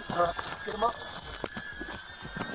Mr. Thompson Not let me handle any of the important shit. Against a public servant, along with his aggravated assault charge from the day prior. Mr. Thompson.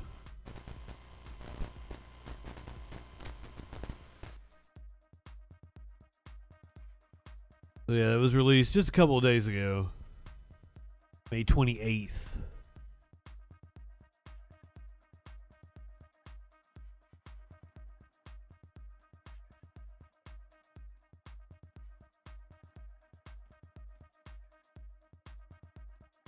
I got this is a lawsuit accusing the police department of violating the constitutional rights of a homeowner in a land dispute.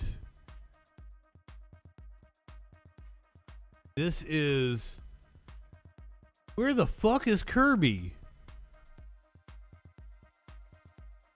Where Kirby what? Sometimes that's the problem with local news.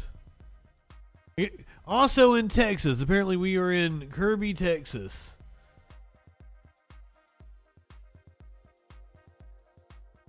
A nasty land dispute between neighbors in Kirby has led to multiple arrests. Now a lawsuit accuses the town police chief of violating the rights of a couple who owns property there. This is just one giant mass of people against one small business owner. KSAT Investigates Dylan Collier shows us just how deep the rift has gotten.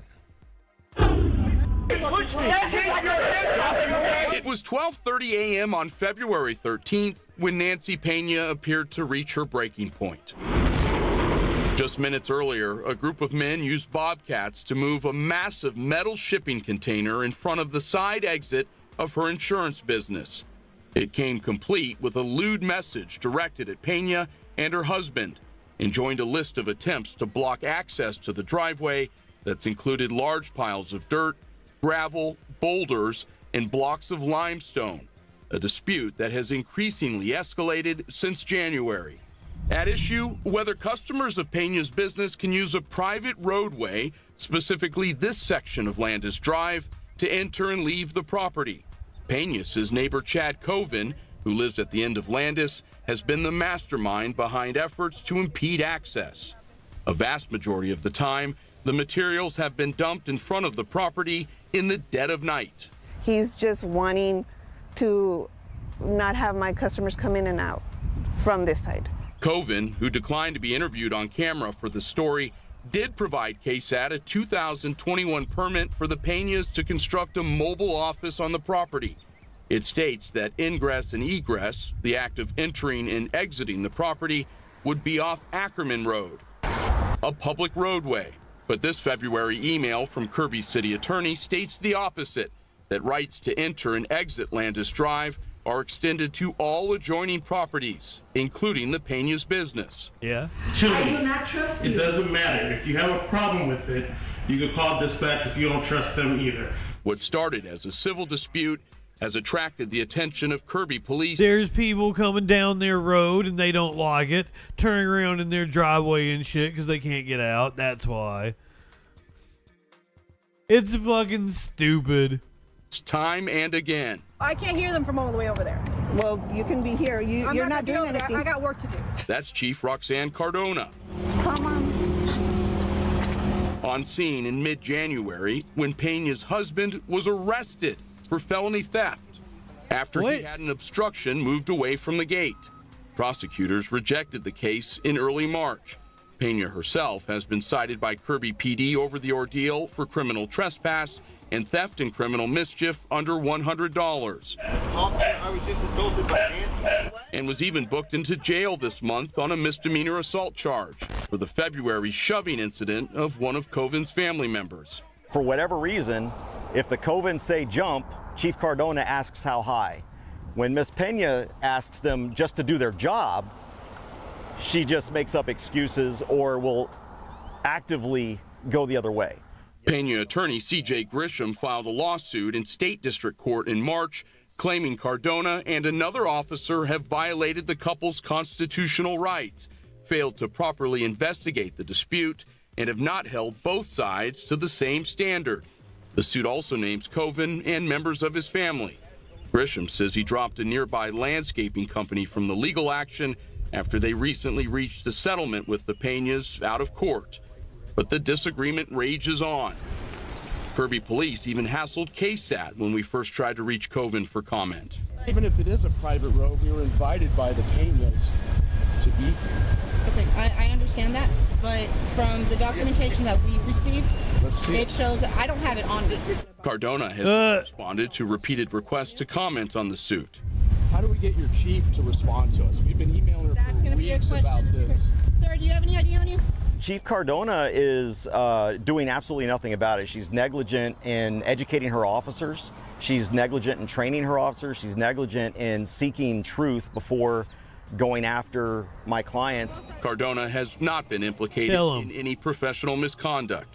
Hours after we visited the property at the center of the dispute, the Covens were at it again as a family member, in broad daylight this time, used a bobcat to place a boulder in front of the Pena's driveway. An attorney for Chad Coven telling KSAT in a statement, although the Penas filed the original lawsuit, it is the Coven family who is being deprived of the use and enjoyment of their own property. They have been subjected to numerous threats, abuse, continued trespass, property damage, unlawful drone surveillance, harassment, and a loss of privacy, all while simply protecting their own private property rights. We are confident that the court will remedy the wrongs perpetrated against the Coven family and restore peace to their lives. For KSAT Investigates, I'm Dylan Collier. The attorney for Nancy Pena said his client wants nothing more than her rights to earn a living and that the Covens have interfered with those rights for years. Pena is scheduled to be arraigned on the misdemeanor assault charge June 3rd. The lawsuit filed by her and her husband removed to federal court earlier this month. In response to the suit, Chief Cardona and the other officers have asserted qualified and official immunity, two claims that could potentially protect the public servants from liability. In their original answer to the suit, Coven and his girlfriend filed a general denial of all of the allegations. Moon that motherfucker and hit it with a paint gun.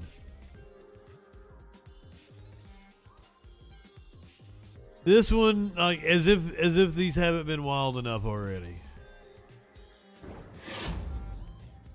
This one's pretty rough. I don't know where this happened. It sounds like a Florida thing.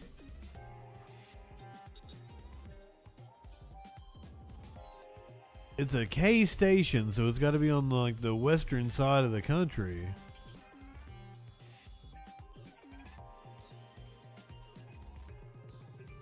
I don't know where this TV station is out of.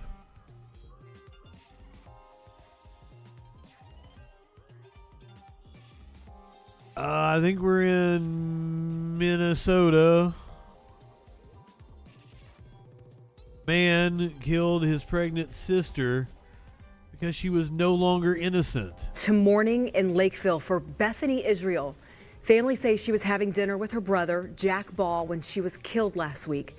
She was around 18 weeks pregnant at the time. And tonight, that brother is now charged with her murder. Richard Reeve joins us Lakeville, live from Minnesota tonight with what we're learning about the investigation in this awful situation, Rich. Yeah, Lindsay, in court documents, police say they found papers written by Ball. He said he was angry that his sister got pregnant. Neighbors say they've never seen a case like this.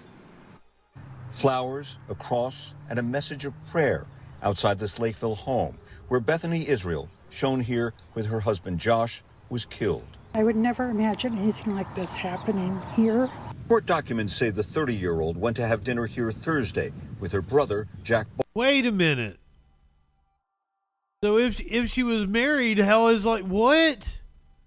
So this wasn't some kind of religious belief or something. Happening here. Right? Court documents say the 30-year-old went to have dinner here Thursday with her brother, Jack Ball. When family members did not hear from her, Israel's mother told police she drove to the home, saw Ball quickly leaving, and called 911 when she found blood inside. Cindy Bond lives across the street. My husband heard a female, he thought it was a female scream, and then, like probably a minute thereafter, I heard shouting and the car peel out. Prosecutors say arriving officers found multiple weapons and what appeared to be body parts. Officers found Ball in Rosemount after getting a 911 call about a man seen on a Ring camera on the front step of a home there. Police say he appeared to have a self-inflicted knife wound to his throat. Family members later told police Israel was pregnant with her first child. It's been difficult being right across from this. It's really a nice neighborhood. We rarely have any issues. Luke Skywalker complex. That's a sad thing. Court documents say police found several journals and other handwritten paperwork belonging to Ball. In them, he wrote he was angry with his sister because she was pregnant and, in his words, no longer innocent. I feel for this family, that poor mother, you know, what she's going through. It's very sad. What did that mean? Allegations in this case deeply disturbing and horrific. Ball remains in the hospital. His bond is set at $2 million. He faces a court hearing on June 10th. Reporting live, Richard Reeve, 5 Eyewitness News. Oh, and he tried to slit his own throat and didn't succeed.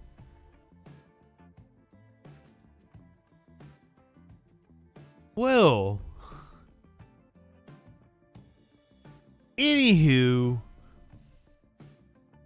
a 15-year-old girl, nope, I'm sorry, a 14-year-old girl accused of I did it again. That's how I said it earlier. Accused of murdering her grandmother was in court. A disturbing murder case to tell you about as well. This time it's a 14-year-old girl accused of killing her grandmother in Lauderdale Lakes. Today, that teenager appearing in juvenile court. Local 10 News reporter Leanne Woodhong is live with what happened during that hearing. Leanne. Well, just into our newsroom, we have a photo. Just in. Let's get right to it. This is 14-year-old. This happened in Fort Lauderdale, Florida. Sophia Koval, charged with second-degree murder in connection to the death of her own grandmother. There are still so many questions lingering, including what could possibly be the motive for such a crime. Today, this teenager was in court. 14-year-old Sophia Koval openly prayed in court as she waited for her case to be called. Sophia Koval. Her father also in court with help from a Ukrainian interpreter. The teen stands accused of second-degree murder for allegedly beating her grandmother to death. And did he find probable cause for second-degree murder? Yes, sir. The crime allegedly happened last week inside a condo along the 4100 block of Northwest 41st Street in Lauderdale Lakes. Koval was allegedly left home with her grandmother, 79-year-old Yevgenia Koval. That night, police say the victim was found with multiple bruises on her body. She died from her injuries. Inside. Cell phone video shows the police response outside the condo complex around 12:30 a.m. on May 23rd. Female not conscious, not breathing. An autopsy determined the victim's cause of death a homicide. The defendant's father and son of the victim says his mother was a sweet woman who never hesitated to help others. She's a very good girl, as far as I know. Neighbors described observing a normal relationship between grandmother and granddaughter. It's something out of character. She's been going through a lot because she wants her mom. She wanted her mom, who's in the UK. She can't get over here. No warning signs of the alleged violence to come. Now she's going to be incarcerated. Where is her future? You know, and what has she done? And what was the reason that caused all of that to happen? Got really pretty hair.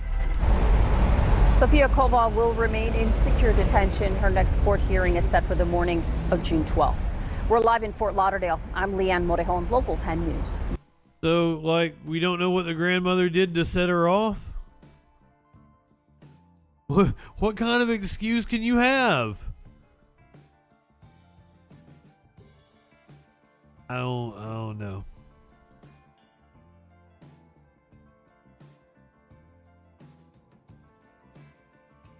Let's do...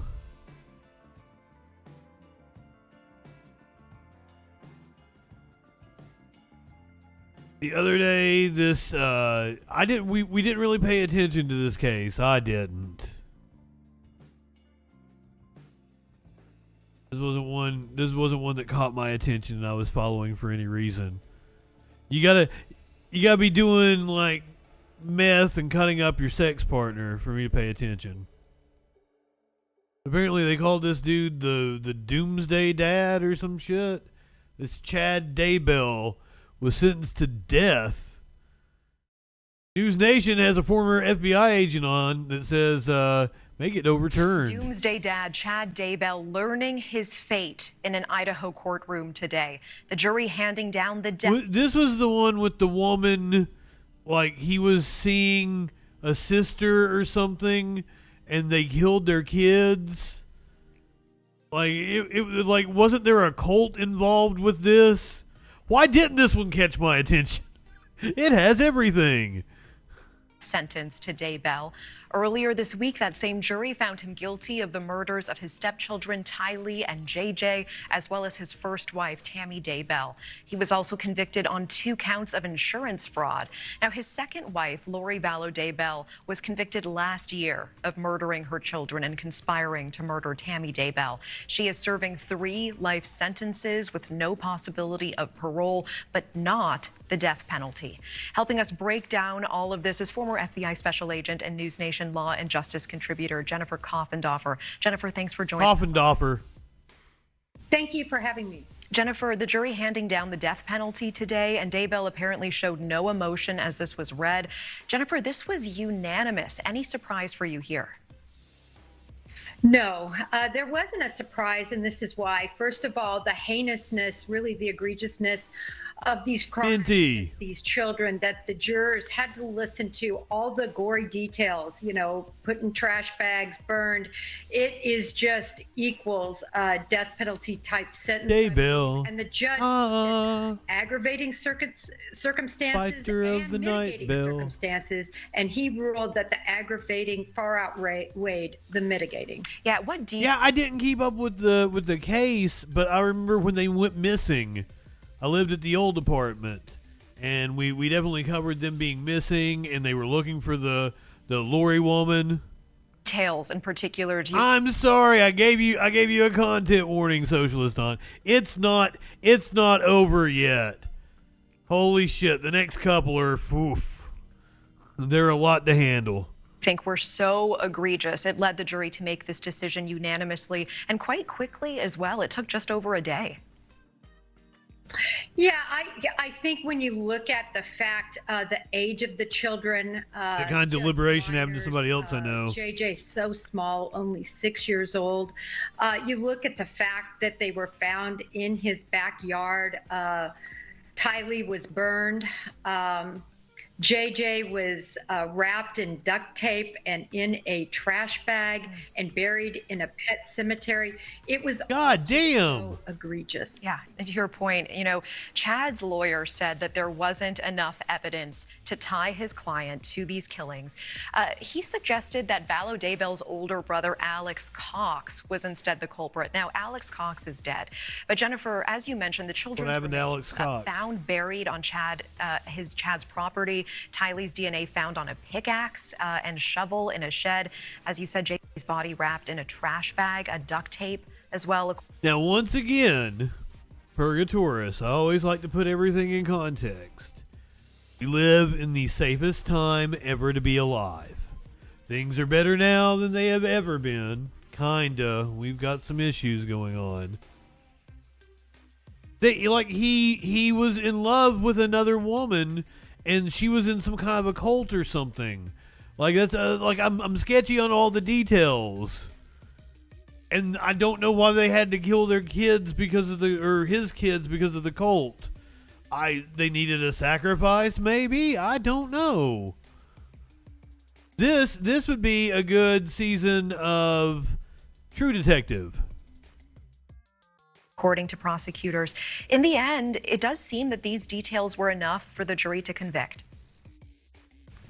Yes, absolutely. So they had a lot of other information, particularly messages and messaging, and really quite a long time that they planned this, and that he particularly sort of ordered this by deeming these children dark. It was her kids. Okay, it was her kids. They were part of some weird sect, as if Mormons aren't a weird sect of Christianity.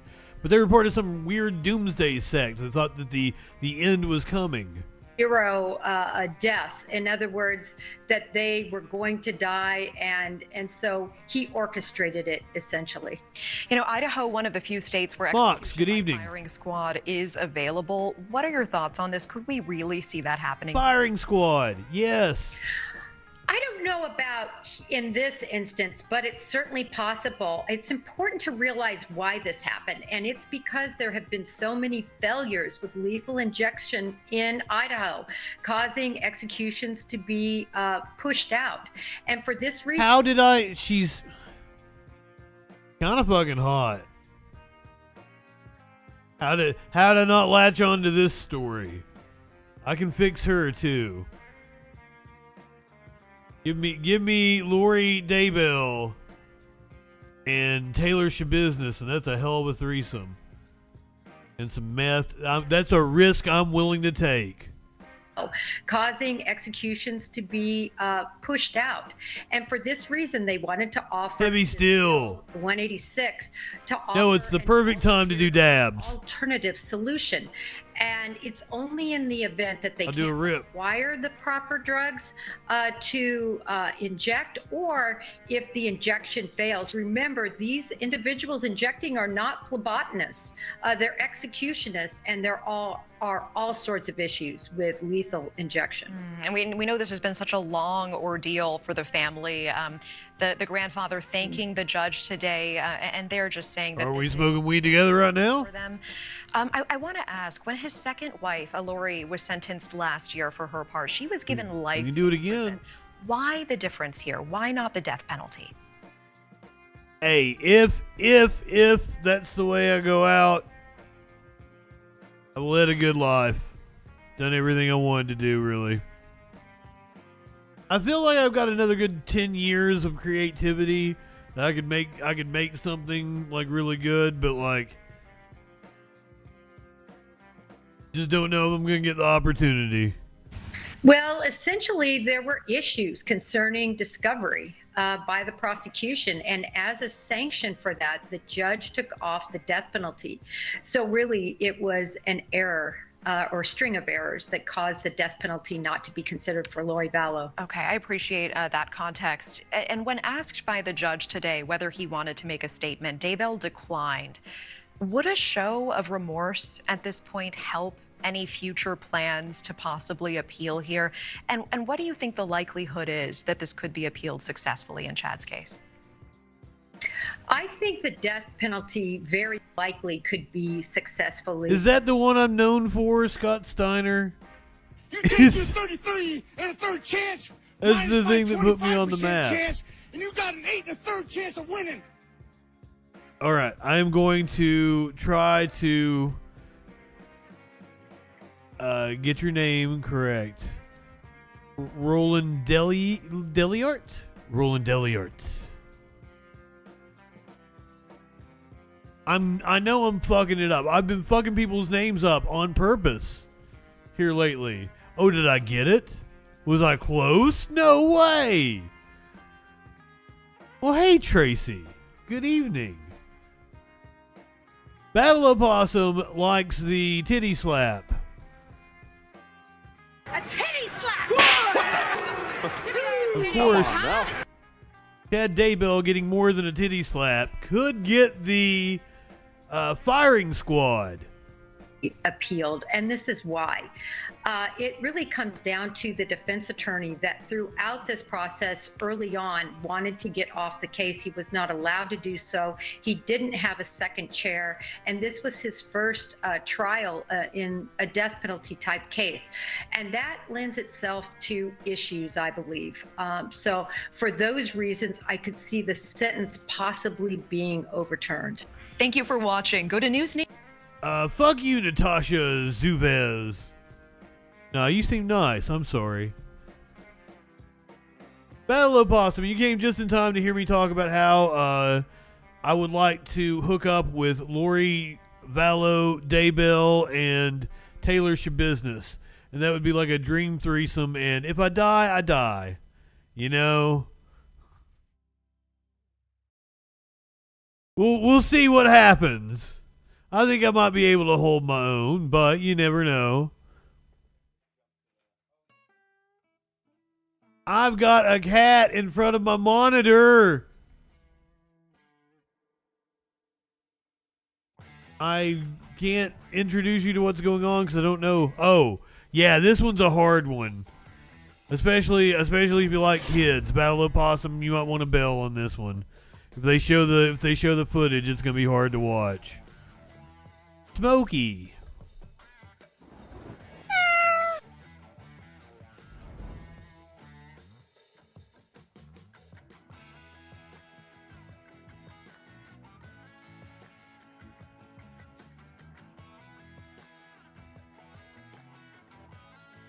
I mean, I can't deprive him of sitting in my lap, but also, like, he's very inconvenient, and he claws my knee. So this is a story I didn't get to cover. I watched the video. It is fucking horrendous. This dad had his kid on a treadmill, like making him run a treadmill, and had it going like really. He was like 6 years old. He was found guilty of aggravated manslaughter. Everything that your family has been through, this has just been heart-wrenching for all of us. This is the grandfather to follow along with during the trial, and we've all thought about Corey so much. What was your reaction to the verdict, Vito? It was bittersweet. I thought he should have got the murder charge, but I'll take that charge. He probably should have been charged. Like, I guess murder requires premeditation, and you can say that he had the kid like he didn't mean to kill the kid. Again, it was bittersweet. It's tough because at the end of the day, there's still my grandson's gone, and we can't bring him back. And this guy here is just, what a beautiful kid. This guy's a monster, and we fought it. We fought, like my daughter said, DCP&P for years, and they didn't want to believe us. No matter what we did and said, they didn't want to believe us up to the end, where I felt. I don't know what there is to believe, because let me show you the video. It's hard to watch.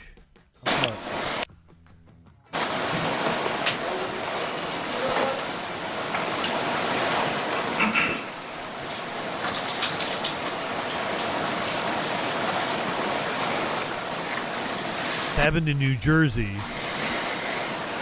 Christopher Greger there on the left.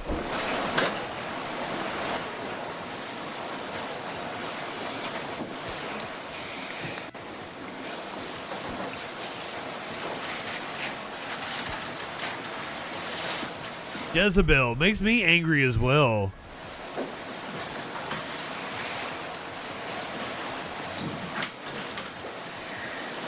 It looks like some kind of hotel. It could have been like an apartment complex that had like an on-site weight center.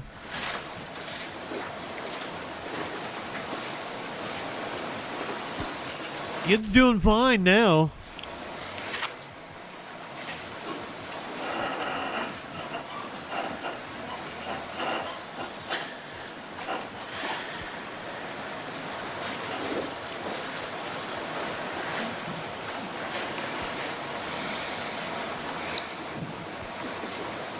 Yeah, probably like a on-site workout center in an apartment complex.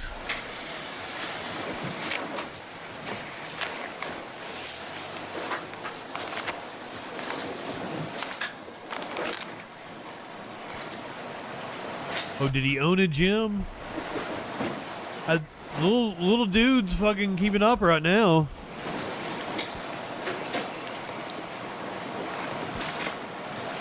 Said the son was too fat. Looks like a normal little boy.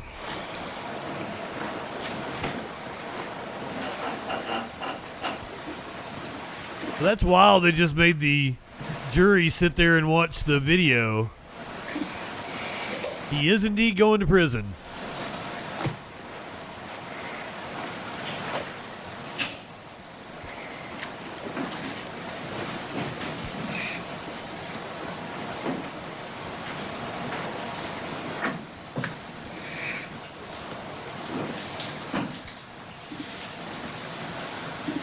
They can watch the whole goddamn thing.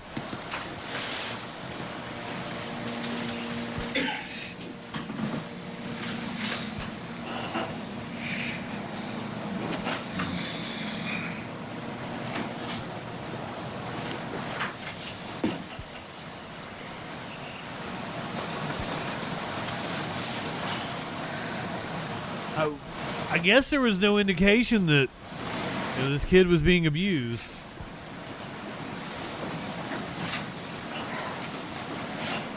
Oh, if you're watching on Twitch, you're probably going to get a commercial break. I'm sorry, I didn't hit the timing right. I've been putting it off. I was trying to get through all the horrendous shit. Probably save you some heartbreak.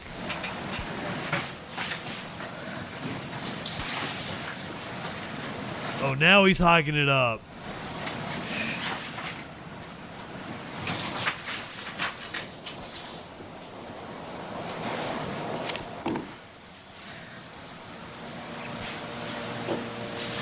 The kid had already been fucking running for like 5 minutes when we were watching the video. Christopher Greger.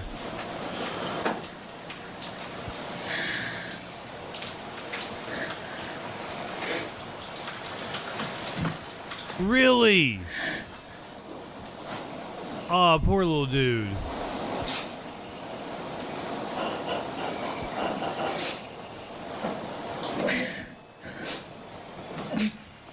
He still thinks he did no wrong? How can you killed the kid?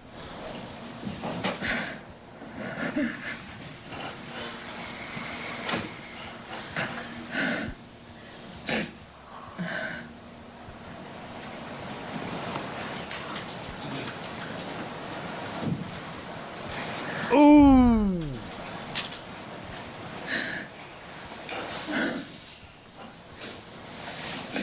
Yeah, if you got a commercial break, I probably did you a favor.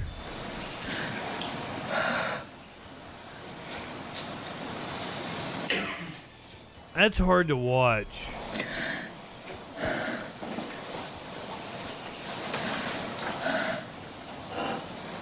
He doesn't look remorseful.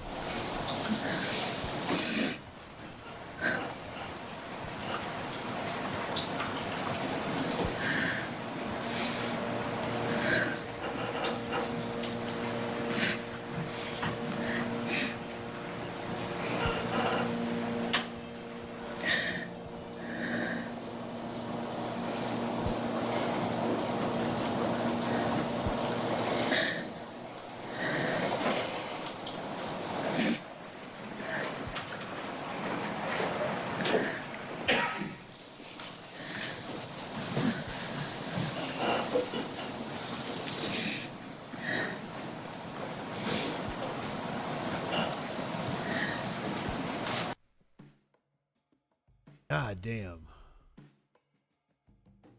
That the system, you know, when my daughter took him to the hospital and had him checked out, and he finally He says there's still 20 seconds of ads. Anybody, because he knew the repercussions or what would happen to him.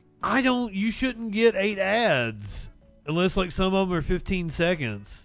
Like it should average out, it should be like 3 minutes all at once. And now everybody back from the ad now. If you didn't see that video, like it was horrendous. I did you a favor. It's wild. I don't know what's going on. Like people are getting different. Like I think he was 6. Was he 6 years old? Yeah, 6-year-old son. So he was found guilty. The Christopher Greger, the father, was found guilty of aggravated manslaughter and child endangerment. And this is the victim's grandfather. You know, they should have never phoned him and told him that. Hello, good evening. You know what I mean? So. Yeah, I know. I think one of the things that's upset us all the most, Vito, is, you know, the state doing nothing. I mean, the fact that there were 100 calls, allegations of abuse, that he wasn't taken away. Wow. Or he was in this situation. Do you think that they should be held criminally, you know, accountable for this in terms of some of these social workers and everyone who dropped the ball? Absolutely. I mean, I could tell you story after story after story. We called. We said, this is what happened. This is what Corey told us.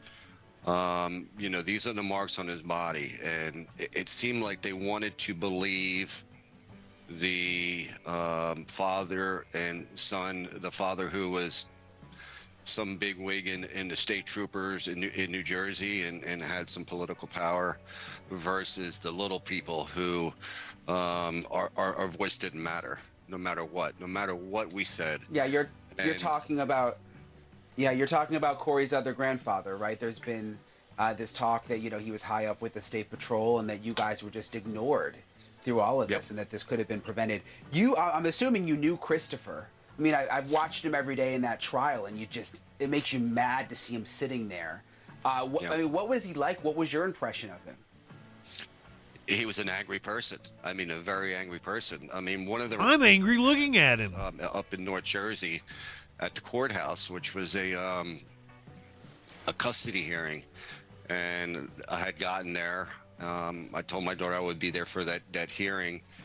And I went into the restroom, and I'm washing my hands, and this guy came out of the stall, and it was Chris in a suit. And I said, hey, Chris, you remember me? I haven't seen him in a while. Corey's grandfather. And all of a sudden, you know, white trash, you're this, you're that, all kinds of negative, bad things.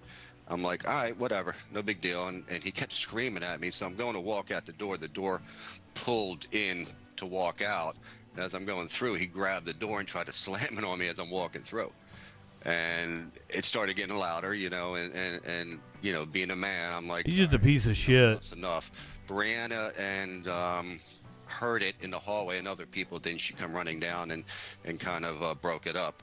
But it's just to show his anger. And then when we were leaving the courtroom, he followed us out. We got in our cars. I met with my daughter. We were going to grab something to eat. He was walking around, crossing the street, and walked right to the side of the car and just started going off. You know, I'm the one that popped. I'm the one that knocks. Your daughter's tire, your wife's tires. My ex-wife at the time, ex-wife now, popped her tires. I did this, I did that. Admitting to everything. And it was like he was a Jekyll and Hyde type guy. You know what I mean? I'm a guy. I went to school. I got my master's degree. I'm white collar. I wear a tie. But when nobody's looking, he's a very evil person. Very evil. Tones, are you talking about the footage of the kid on the treadmill? That was on Court TV. I think it was on their YouTube too. Do you want I can give you the link to that. If you got the I already closed it out. I'm sorry. Hold on, let me see if I can go back.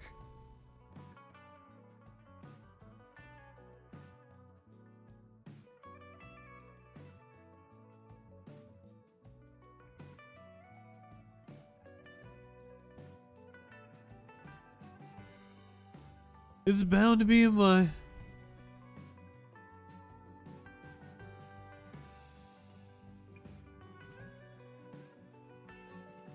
If you got a commercial during the kid on the treadmill, I did you a favor. That was hard to watch. But if you've got the morbid curiosity, like I have, there's the link. Speaking of morbid curiosity, I don't know whose responsibility it was to look in this fucking alligator's mouth, or how they found this woman's head. Details are disturbing. A woman eaten by an... I'm assuming this is Florida. Details are disturbing. A woman eaten by an alligator in Clear Lake. The horrifying discovery made near El Dorado and Park Estates this morning. ABC 13's Jessica Willey joins us live, and police are still investigating how she died. But if she were attacked, it would be an incredibly rare event in Texas, Jessica. Hi, Jessica. Yeah, Eric, fatal alligator attacks are Florida too. very rare in Texas, but I'm told when the female victim's body was found, it was in... Not sure about that shirt, though, Jessica. Who looked in the alligator's mouth to find out? And this is in Texas. Alligator attacks are very rare in Texas, but I'm told when the female victim's body was found, it was inside the jaws of an alligator. That female victim reported missing overnight. The alligator found along the banks here of Horsepen Bayou in Clear Lake, and according to Texas Parks and Wildlife, Houston police euthanized that alligator. No.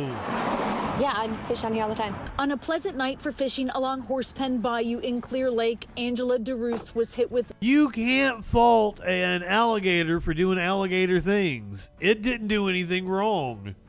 It's just being an alligator. Disturbing news. That's the first time I've heard this happening down here. It's a little scary. Less than 12 hours earlier, Houston police were on the banks recovering a woman's body.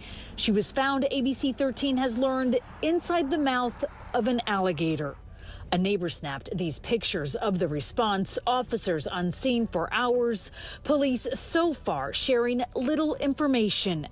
Alligators, Angela says, are a common sight here. They live down here. We see 8 feet, 10 feet, babies. I mean, I know which banks to stay away from and, you know, where they like to lay in the sun. The last time there was a fatal alligator attack in Texas was in Orange in 2015. A 28-year-old man was killed. He was the first in 2 centuries. Experts say alligator-human attacks are rare. An autopsy will determine what caused this death, and Angela will be sure to keep her distance. I'll definitely be careful. Jessica Willey, ABC 13 Eyewitness News. I mean, did somebody like feed her to the alligators? Is there foul play? You know. How old was she?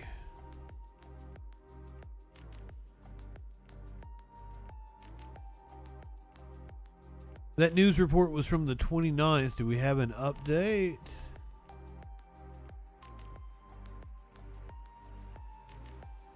They said it was euthanized, but apparently the HPD sergeant fatally shot the alligator.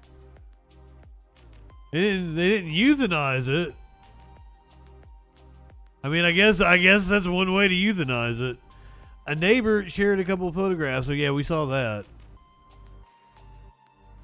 This doesn't have any new information. Well, when I think euthanized, I think like humanely put down with some sort of gas or an injection of some sort. What the fuck is going on in Texas? Texas is definitely Florida 2 tonight. A murder investigation is underway outside of Dallas following an incident at a baby shower. Dallas police say a road rage incident led to a shooting that killed a 33-year-old and injured a 12-year-old earlier this month. Police arrested 6 people, including 2 minors. Police say the victims were involved in a fender bender May 19th in southeast Dallas. They say the suspects then cut them off, trapped them, and fired shots at the truck. Holy shit! Peyton Yeager live in Dallas with this story. Peyton. Heather, and Dallas police tell us that this deadly shooting took place in the middle of the street in the daylight outside of a home where a baby shower was taking place. So there were several witnesses and they helped investigators identify the suspects. Also, detectives had multiple pieces of surveillance video from neighbors.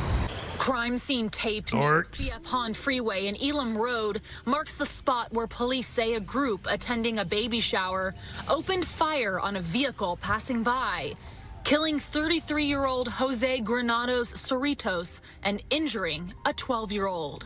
This short clip of surveillance video from a neighbor shows the moments before the shooting on Sunday, May 19th. A father and his young son are playing in the front yard when multiple people from the house next door walk into the street.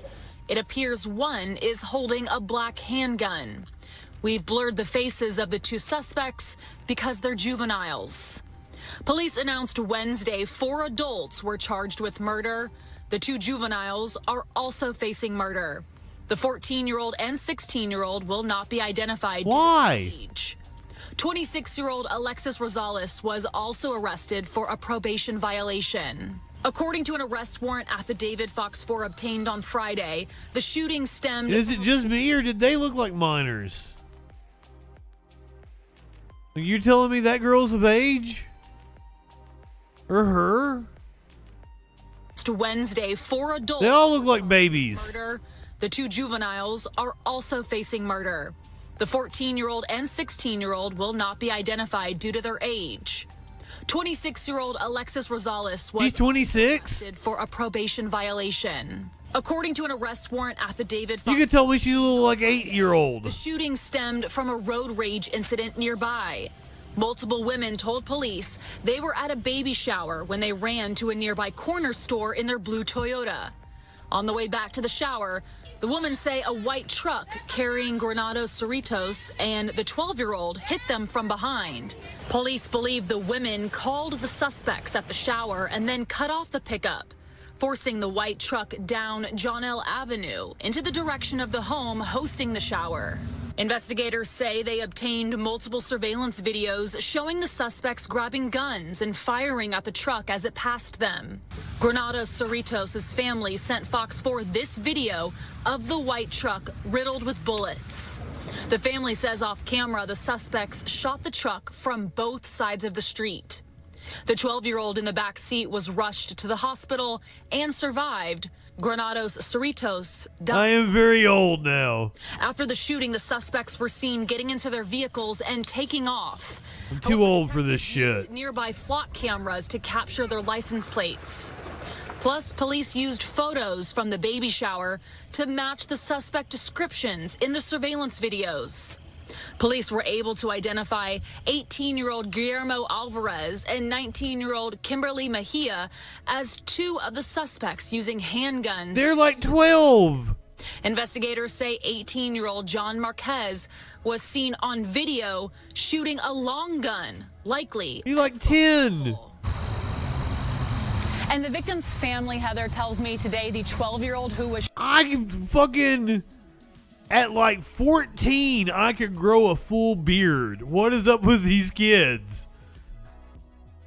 Shot is now out of the hospital and at home recovering. Now, at the time of the shooting, inside that white pickup, there also was an adult male who was driving and another juvenile who was also in the back seat. Neither of them were injured. Wow, well, that's wild.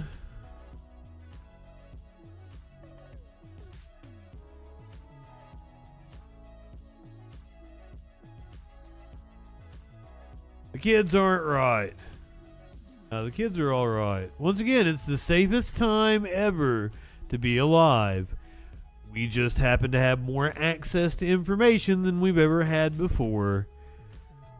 Things are magnified, all these crimes and shit. You can tune into a show where I show you all the crazy shit that happens all over the country every day.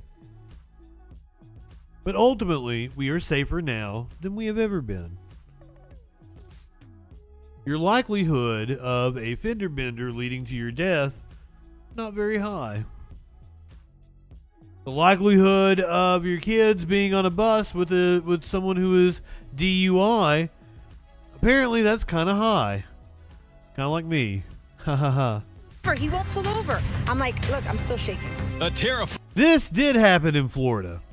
Sebring, Florida. Bus ride. Exceeding the speed limit, failure to yield. I mean, just absolutely nuts. Students panic. Their driver ends up in cuffs. What it took to get him to stop. Good evening, everyone. I'm Josh Benson. And I'm Stacy Scheibel. Thank you for joining us. A Central Florida charter bus driver is in jail in Highlands County tonight. Yeah, he's accused of driving a bus with 30 graduating seniors and 6 chaperones on board while intoxicated. This all happened Saturday along Sebring Parkway. News Channel 8's Allison Henning reports tonight from Sebring. We spoke with parents who were on board that bus who tell us the driver was driving so erratically down this roadway here behind me. They Hello, Allison. Episode, but it turns out he's now accused of driving drunk. 55-year-old Keith Edward Shiflett is facing numerous charges tonight, including DUI and cruelty towards children. He was Breaking Bad. Behind the wheel of a charter bus while under the influence. The bus was packed with graduating seniors from Sebring High School who were headed to a Daytona Beach water park to celebrate their accomplishments. But within seconds of hitting the road, things turned to chaos when parents on board say Shiflett started speeding and blowing through red lights. I had my daughter on the bus, and I was thinking, if we get to this roundabout and he doesn't slow down, we're gonna flip. And I'm thinking, all these kids are on here, you know, it was extremely scary.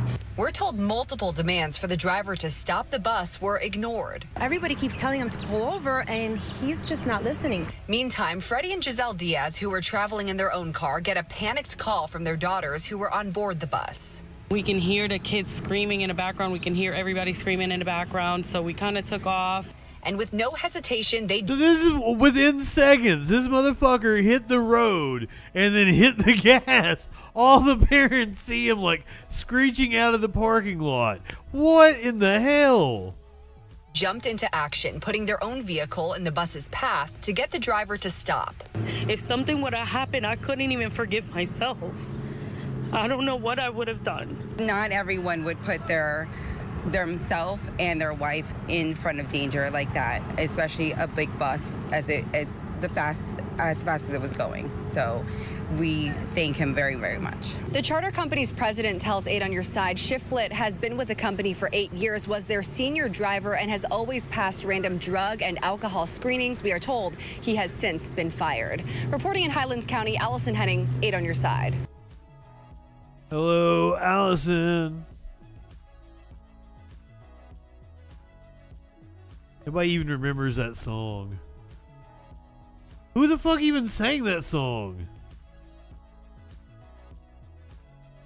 I don't think they were a one-hit wonder. I think they had one other song. I think they had a song that was bigger than that one, which wasn't very big at all.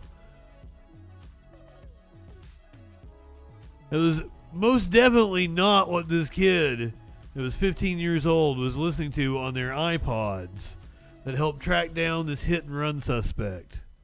Listen to this story. A hit and run driver is now behind bars thanks to the quick thinking of the 15-year-old boy he hit. Yeah, NBC6's Adrian Chriskout explains how an earbud helped track down the suspect.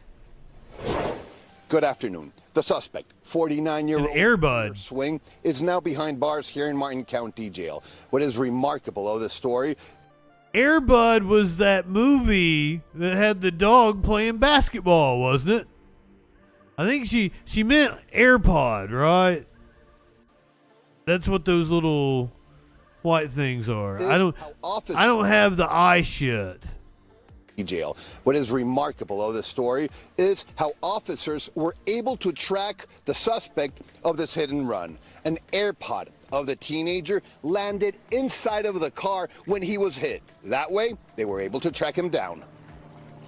This is Lachlan Nickel, a 15-year-old teenager. Again, this is the same teenager, but in the hospital after he crashed against a car that left the scene while he was riding his bicycle last week in Jensen Beach.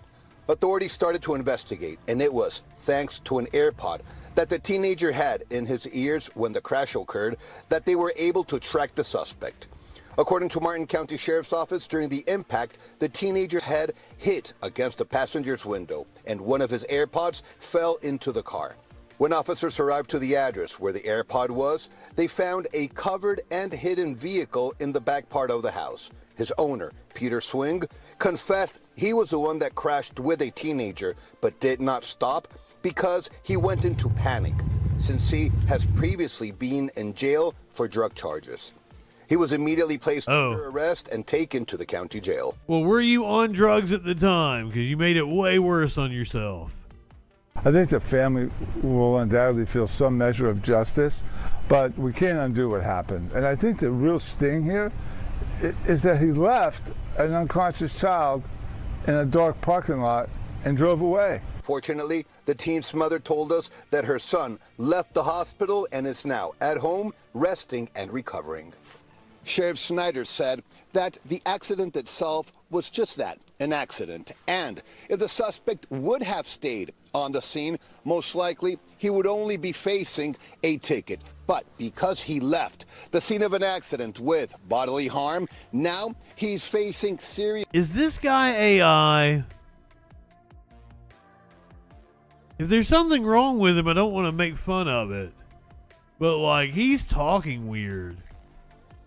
Am I wrong here? Is this AI? Said that the accident itself was just that, an accident. And if the suspect would have stayed on the scene, most likely he would only be facing a ticket. But because he left the scene of an accident with bodily harm, now he's facing serious charges and is now behind bars. From Stewart, I'm Agent Chris Scott, NBC6 News.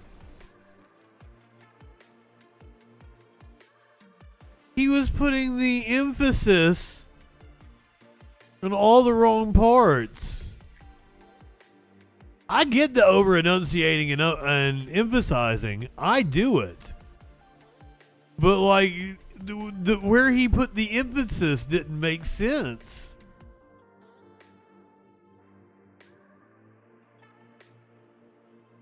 I don't want to make fun of him, though.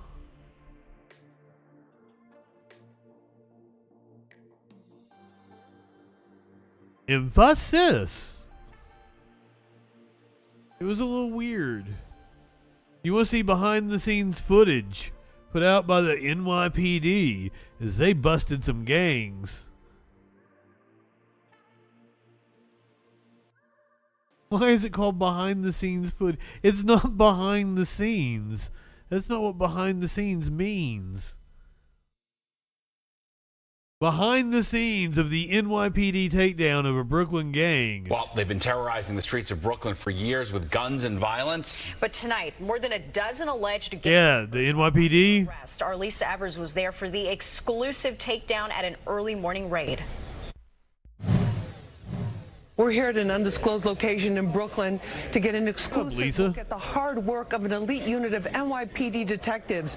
They're going after the toughest criminals in New York City. They're young, they're armed, and they don't care where their bullets land. Dozens of NYPD detectives from the Gun Violence Suppression Unit and other specialized units came together hours before sunrise to be briefed on the case.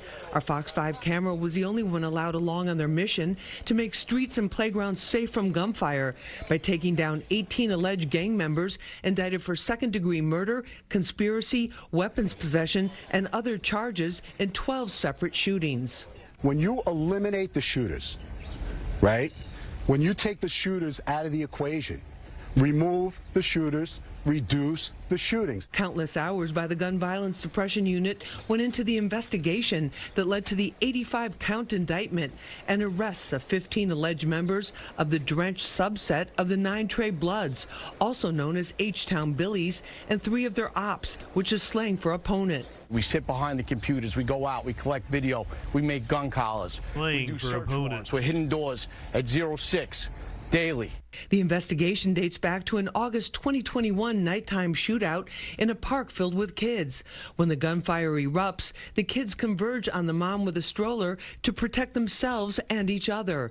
There were broad daylight shootings too. In August 2022, they went spinning, a slang term for going out looking for ops and shooting them for no reason. We're about to go out with one of the units right now, and they say that these suspects are so dangerous and have so many guns, me and my crew need to put on these bulletproof vests. You think she's hard in her mom jeans? One of the pre-indicted suspects wearing tactical gear and carrying special equipment. You can see that the detectives here are posted up outside this apartment complex. That's to watch for any kind of activity in any of the windows. For the first time, 2 women detectives are leading the operation. We go to another location where suspect Dimitri Jean-Jacques, who's facing more than 24 charges, is taken to the 77th precinct to be booked. I'd say the thing that sticks out in this investigation is the 2 homicides. The thing that sticks out is that fucking haircut. Well, I was born in the borough of Brooklyn, not too far from where we stand here today. I have family that lives here. There's a profound impact on the community when you see the worst of the worst being apprehended and placed in jail. There's a lot less people getting hit by bullets because of these cases. More alleged gang members are brought into the precinct. Mayor Adams issued a statement saying New York City will not tolerate the reckless endangerment of those who choose a path of violence and chaos. Today's action underscores. Why'd they pick a blurry picture of him? Or does he just look like that? Scores our unwavering commitment to stopping and holding accountable those who threaten our communities. And we're here today to send a strong message that shooting guns in our streets cannot and will never be tolerated. Of course, those arrested are presumed innocent until proven guilty.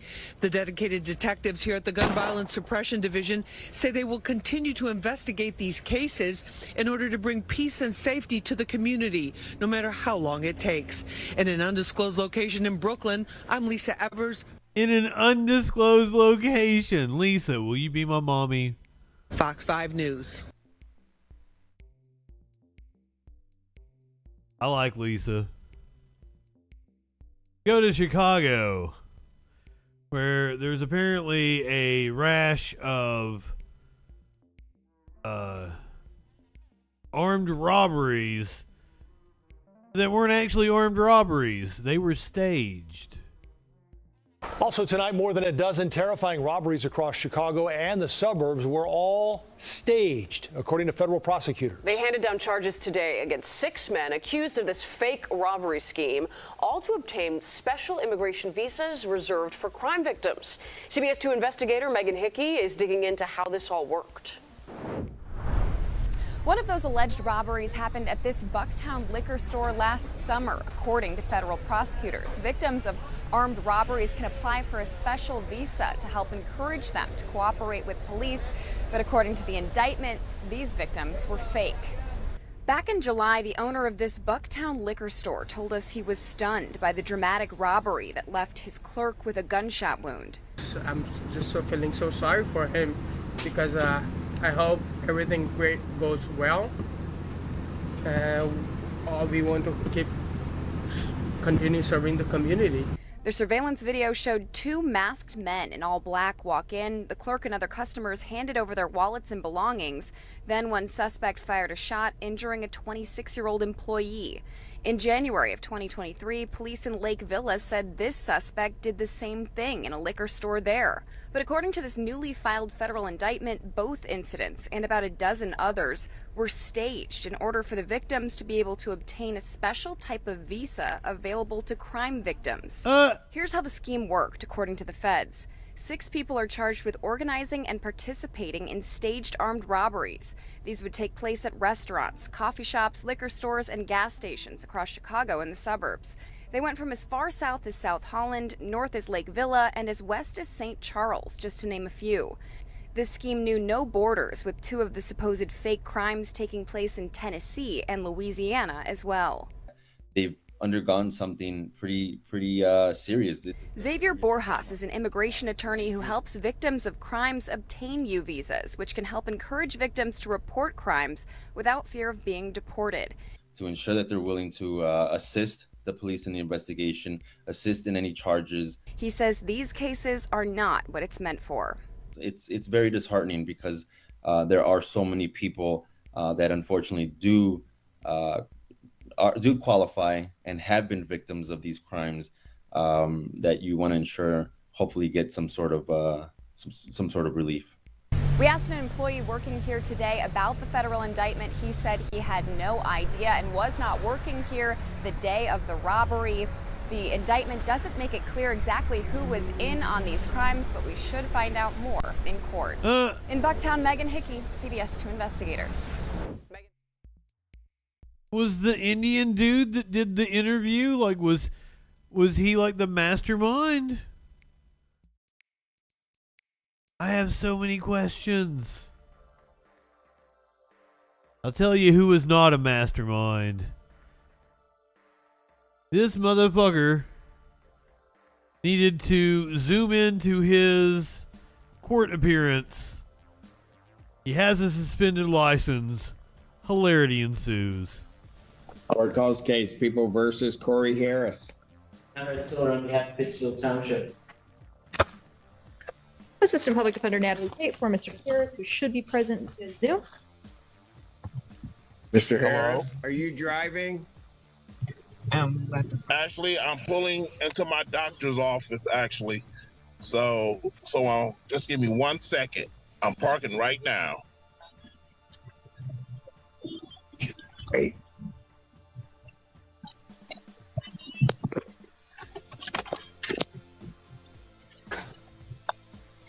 You stationary? I'm pulling in right now at this second. Yes, I am. Fucking CeeLo. All right. What are we doing? Your Honor, we are respectfully requesting an adjournment in this matter, up possibly 2 to 4 weeks that the court would allow.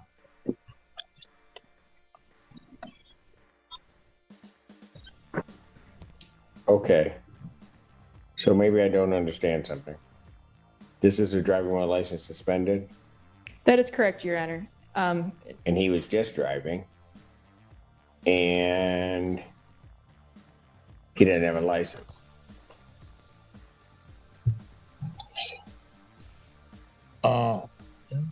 That's what the charge is, Your Honor, yes. No, I'm looking at Yes. his record. He doesn't have a license. He's suspended and he's just driving. That is correct, Your Honor.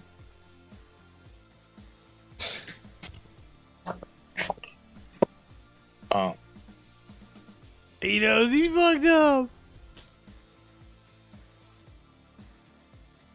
No, dude, you gotta be like, I was in the passenger seat. Somebody else driving.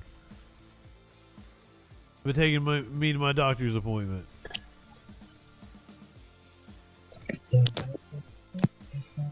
Hello? 1 minute, Mr. Harris. He getting impatient.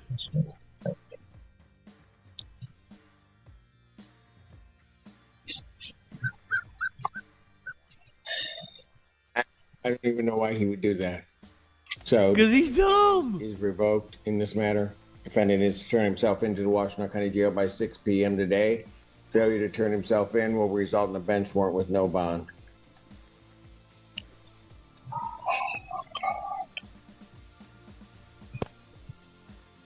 Thank you. Thank you, Your Honor. Mr. Harris, I'll be giving you a call. Damn. Court. And his attorney was trying to get him out of it too. Shit. Ah, that's great. Oh, damn.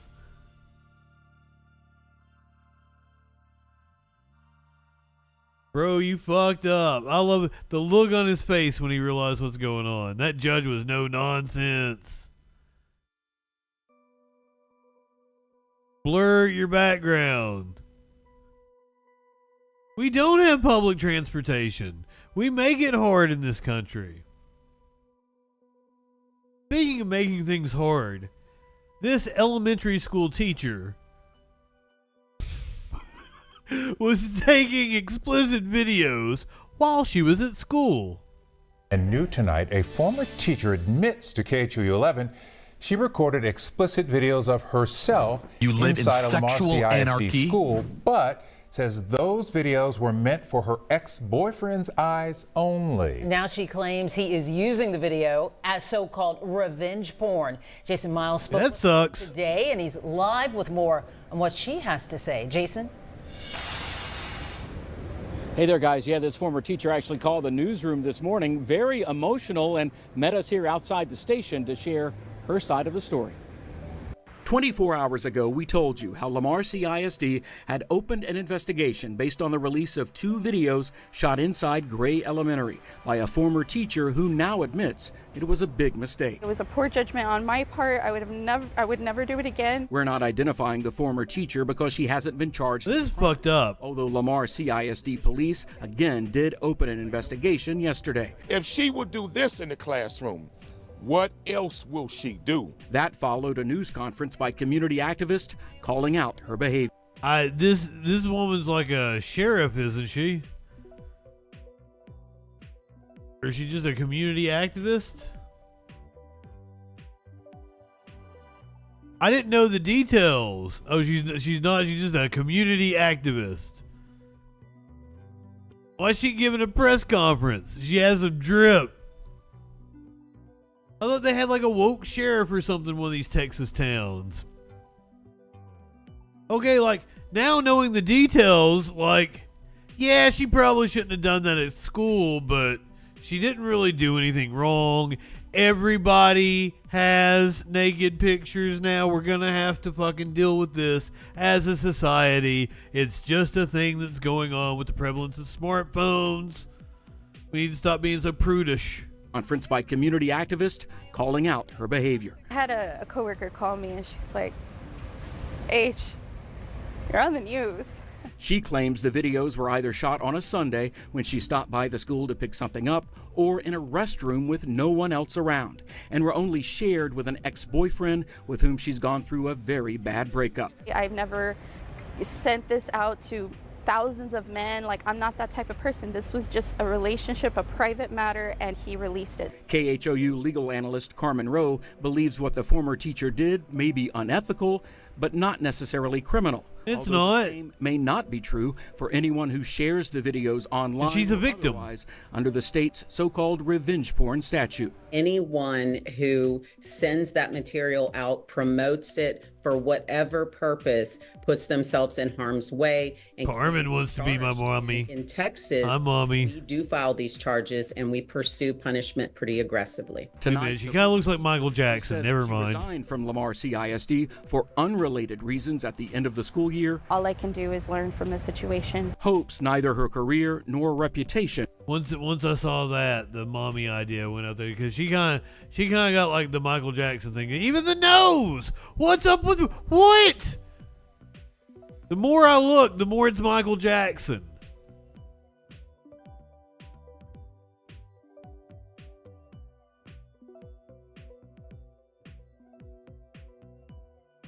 Tonight, the former teacher who says she resigned from Lamar CISD for unrelated reasons at the end of the school year. All I can do is learn from the situation. Hopes neither her career nor reputation are permanently impacted. I don't know what to say now. And that former teacher now lives here in Harris County. I confirmed she did file a report with the Precinct 2 Constable's office. Meantime, I did try and reach out to her ex, who were not identifying as well, but I was unable to reach him today. Yeah, I feel like you had to work to look like that, Tones.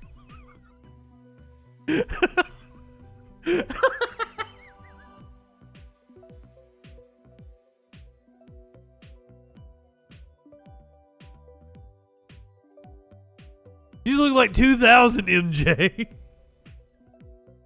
Oh my god, I'm horrible. What is wrong with me? Warlord, you need to clip that. Put it in the cancel chat.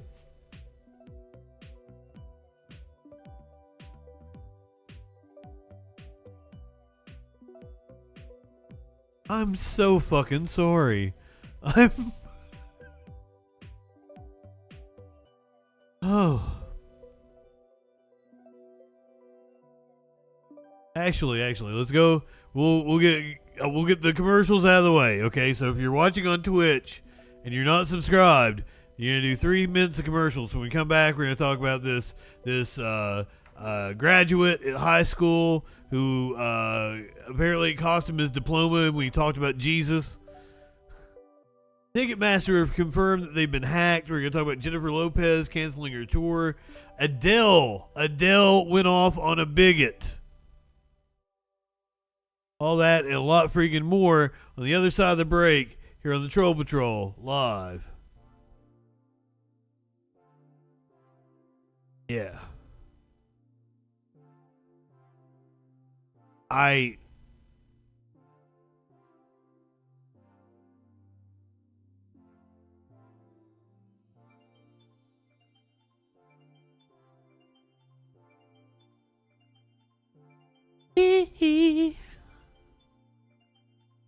sorry, McCarmen. You were probably a really nice lady. I apologize, Carmen Rowe. Attorney Carmen Rowe.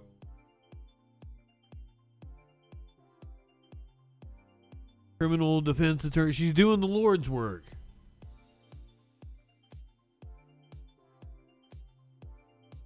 See.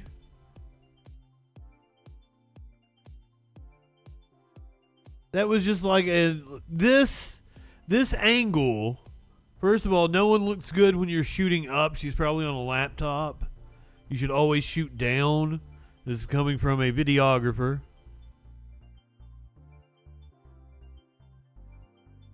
Yeah, she's a very lovely lady. This is her bar photo. Not the photo that she shows people at the bar. The State Bar Director Spotlight.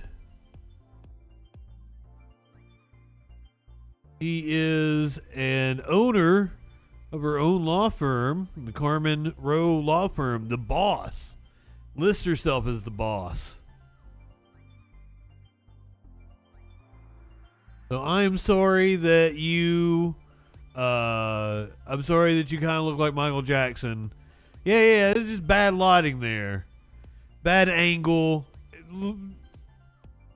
My apologies, Carmen. You seem like a lovely lady if you wanted to be my mommy.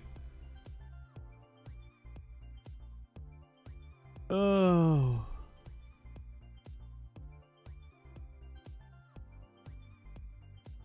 Wait, it says my ads are about to start.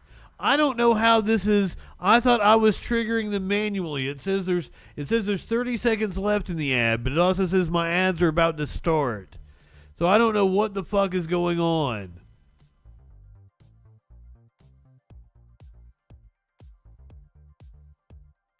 I don't know. We only got a few stories left. I wanted to get it out of the way.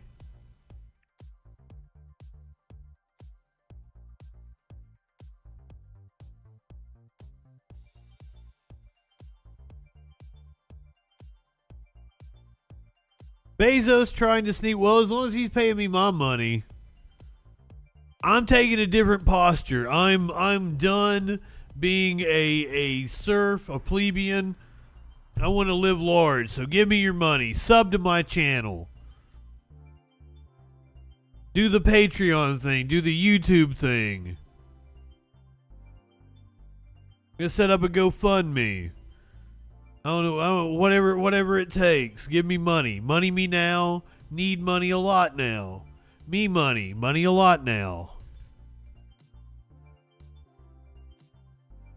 I'm gonna go throw a potato in the oven. That's what, because I'm really fucking hungry. I'm gonna be real fucking hungry when we get off stream. Here, like 40 minutes, an hour. Here, watch this story about a pastor's wife found. He called a waitress. She served on February 23rd. Look closely. You see, the customer was John Paul Miller, J.P. Miller, as he. Damn it, John. He left that waitress a huge tip, along with his phone number and a smiley face. This was just 2 months before his wife, Micah, filed for divorce. The waitress, who we're referring to only by her first name, Christiana, reached out to John Paul a few days later and had a casual text exchange with him. Afterward, though, she hit the brakes, she says, after some red flags surfaced about him. And then, last week, after Micah killed herself, Christiana reached out to him yet again, not revealing that she'd made the connection between him and his wife. And she was surprised at his response, to say the least. Christiana joins us now. Thanks so much for coming on the show. Let's just get right to it. You most recently texted him after you heard his wife was dead. What surprised you about it? Whoa, they got her on to talk? Go News Nation. First of all, the red flag is that he was a pastor. I'm going to go ahead and throw that out there. Honestly, it didn't really surprise me all that much. I kind of suspected that it wasn't going to be what you would expect from a grieving husband. What did he say? It was, well, I asked him if anything was new, and he more or less said, yes, lots new, LOL. I'll text later. LOL? Laugh out loud? Also, Yeah. she's very cute. All right. And it's at that point that you said, okay, no more with this guy, right? Actually, I was pretty aware of things from the beginning. I had some suspicions. There were some red flags. I did some research before I even texted him, and then after I did, I spoke with a friend of mine whose friend had a very negative experience, a mortifying experience, really, with him and his church. What happened? And that's her story to tell. I know that she witnessed some things that were not appropriate and faced some harassment when she tried to speak out about it. So Look at this fucker. I want to show up that receipt again for that bill. When you waited on him, was he by himself? He was with another man. Okay, and we can see here the bill. He leaves you a $20 tip. Is that what it is? Yes, it was almost a 50% tip. A 50% tip. Was it clear to you what he meant by leaving a tip like that and with his phone number and a smiley face? A $20 tip? That's all? Like, I thought it was going to be like hundreds of dollars. Ric Flair left that woman at like a $5,000 tip just to like call her boss an asshole. With the phone number and the smiley face included, I think it was pretty clear. He wanted you to call him. I would assume that's the implication. All right. Then you guys exchanged a couple text messages in which he repeatedly asks you to send pictures of yourself. Yes. Including bikini pictures, and he called you super hot. Yes. Okay. At this point, do you think he's a single guy? Do you know he's married? What do you know about him at this point? A lot of the things especially after the point that I talked to my friend. He looked like he was 30s. I was well aware. I hadn't confirmed everything or all of my suspicions until I talked to my friend. But after that point, I was pretty aware of what was up. And I feel like we have a rampant problem in our country, and especially in our churches, with this type of behavior. And I Wait, is she religious? Brought to light. So I saw an opportunity and I took it.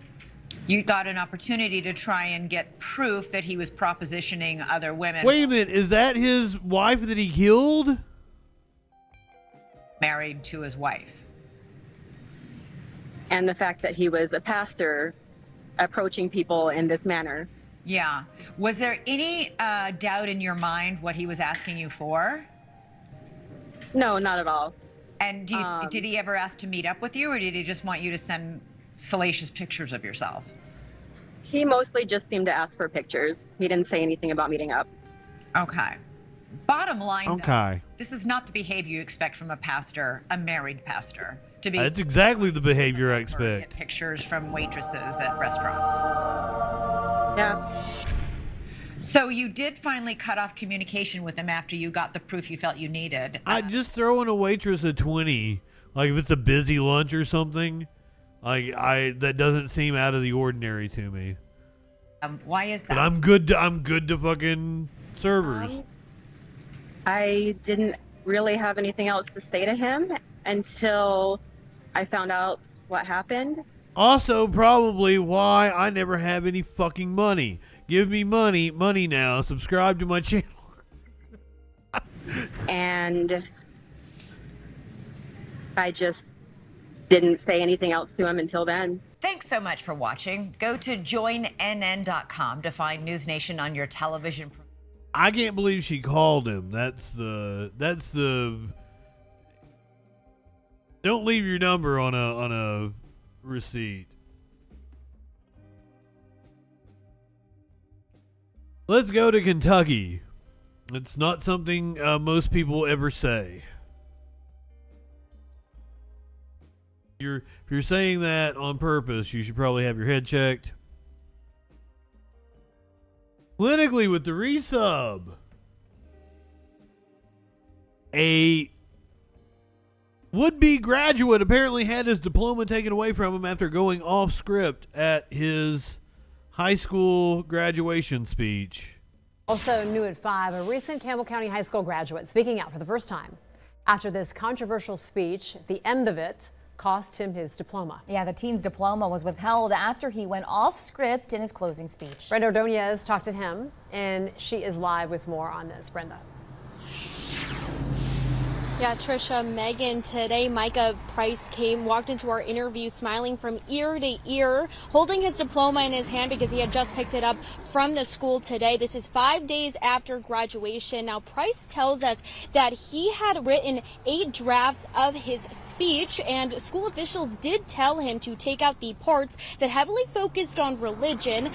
Price admits that he did take out those parts in the final draft that he submitted to the school. However, when the time came to give his speech, he did go off script. He wanted to be a Harrison Butker. I don't know, it's very crazy to be the talk of the town. As a kid, now 18-year-old Micah Price had a goal of speaking at his high school graduation. Ever since the 5th grade, I always wanted to give it.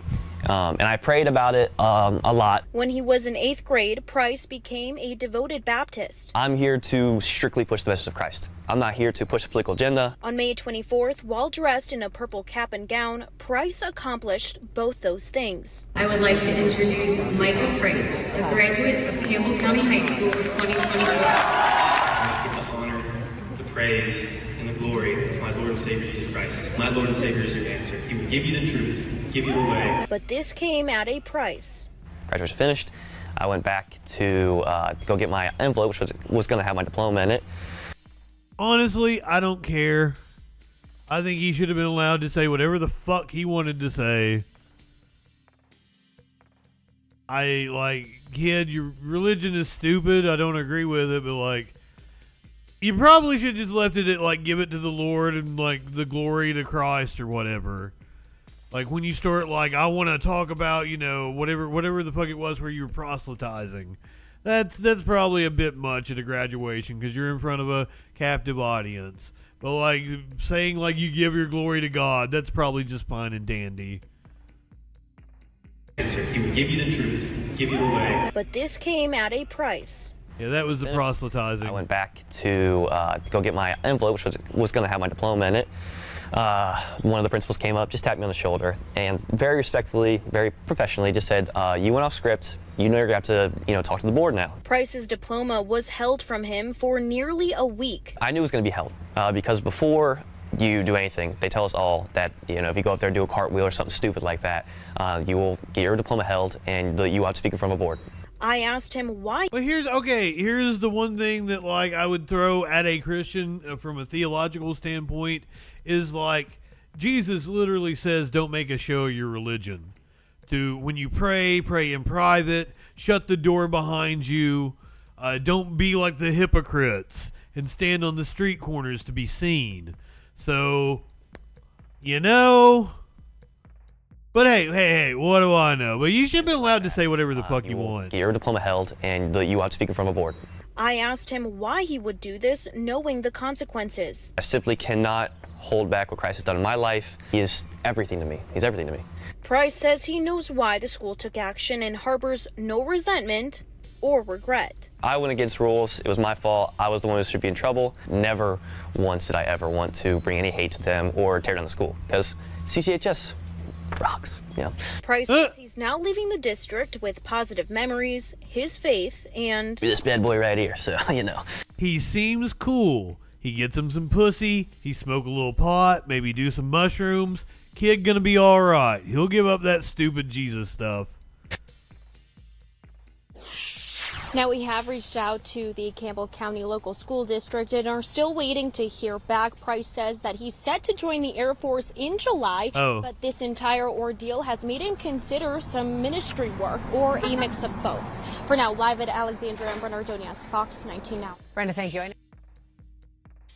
Gonna go into the Air Force. Did not strike me as the type, to be honest with you.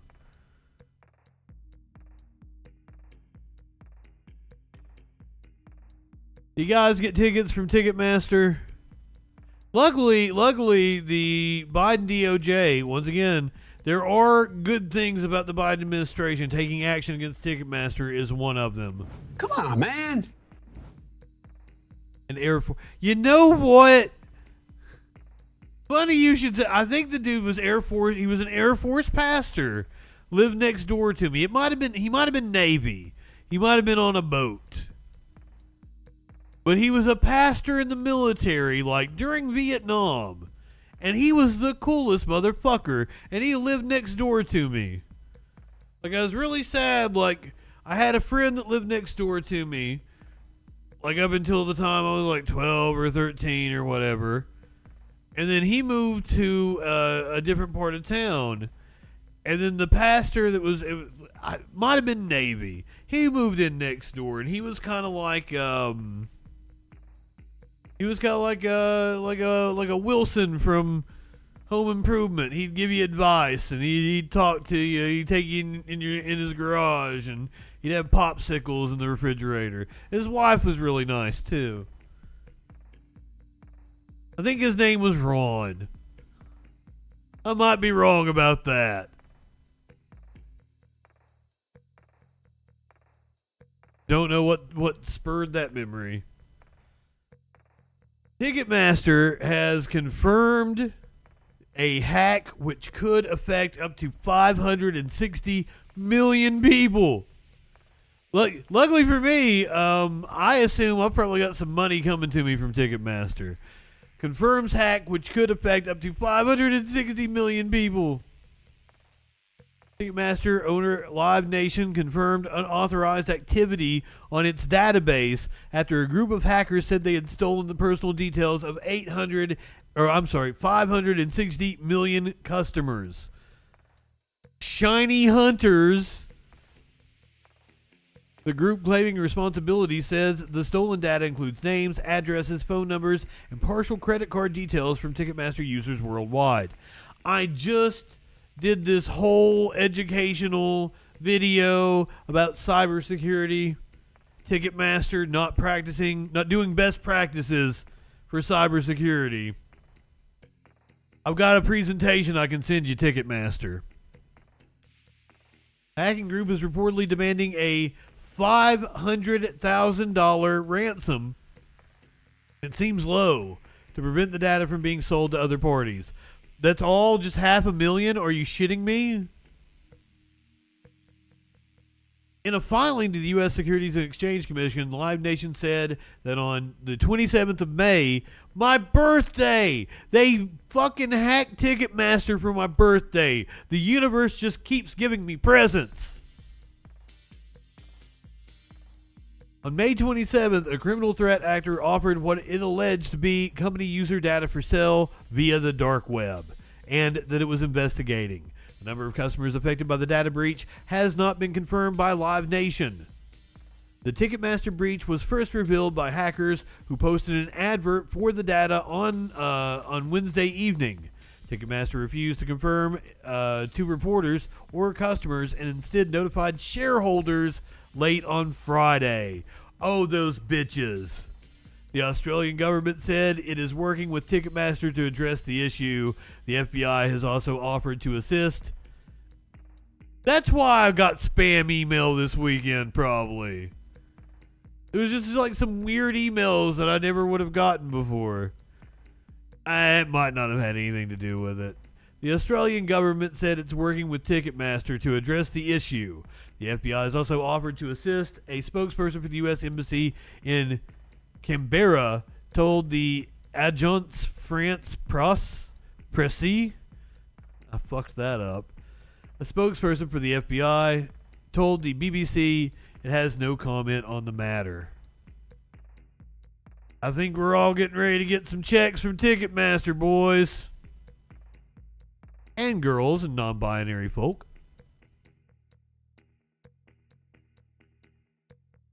I can tell you some people who are going to get money back from Ticketmaster. If you had bought tickets to see Jennifer Lopez and her summer tour, you were going to be getting your money back. Pop singer reportedly scrapped the tour in order to spend more time with her family. I had to be informed that she is apparently currently married to Ben Affleck. I was completely unaware of this, and Sparkles made fun of me for it. The singer-actress announced the tour's cancellation on her website. I am completely heartsick and devastated about letting you down. Please know that I wouldn't do this if I didn't feel it was absolutely necessary. I promise I will make it up to you, and we will be together again. I love you all so much. Until next time. Lopez's This Is Me, Now the Tour, was to mark her return to the road after 5 years in support of her comeback album, This Is Me Now. However, in April, amid reports of sluggish ticket sales, Lopez quietly canceled several shows and retooled the remaining dates as a greatest hit celebration. Now, those shows have been canceled as well. Did Jennifer Lopez have greatest hits? Waiting for Tonight. Whoa, was that her?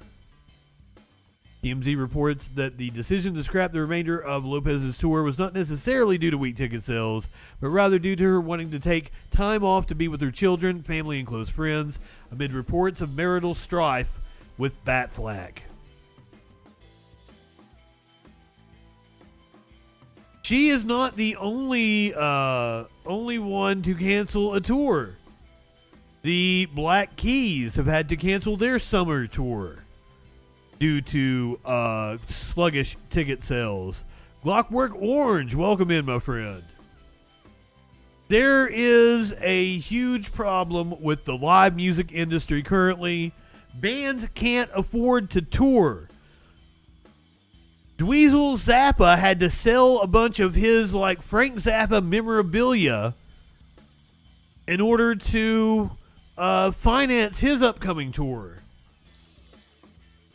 Ticketmaster is being sued by the DOJ. Antitrust legislation or antitrust, a suit has been filed against them. And apparently they have been hacked. And someone is holding 560 million customers' data ransom and only asking for $500,000. I find that a shockingly low number. What else I find incredibly shocking is that you would go to an Adele concert and have something against the gays. Freedom, welcome. Adele clapped back at an audience member who heckled Pride Month at her Las Vegas residency. Also, hell yeah, Adele. Adele goes off on an audience member who yelled "Pride sucks" at her concert. Did you come to my fucking show and just say that Pride sucks? Are you fucking stupid? Don't be so fucking ridiculous. Let's jump in. You've got nothing nice to say, shut up, alright?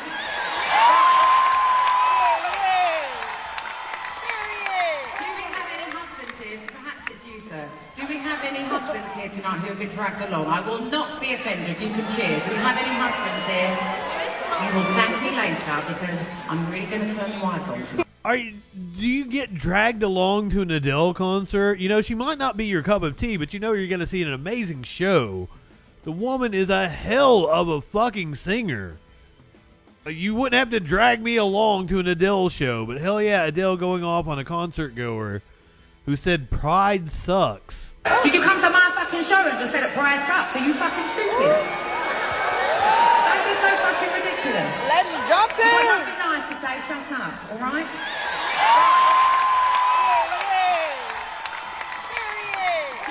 Also, wasn't expecting her to have such a potty mouth. Come on, Adele. Husbands here, perhaps it's you, sir. Do we have any husbands here tonight who have been dragged along? I will not be offended. You can cheer. Do we have any husbands here? I saw Kesha one time, and there was a couple next to me. And I just assumed the dude, he looked like he was like wearing a polo, looked like like a golfer or something. Had on khaki shorts and maybe even a visor. Some kind of fucking stuck up frat boy looking motherfucker. And I was expecting his woman drug him to the Kesha concert. When she fucking came out on stage, he lost his fucking shit. He was just as into it as I was.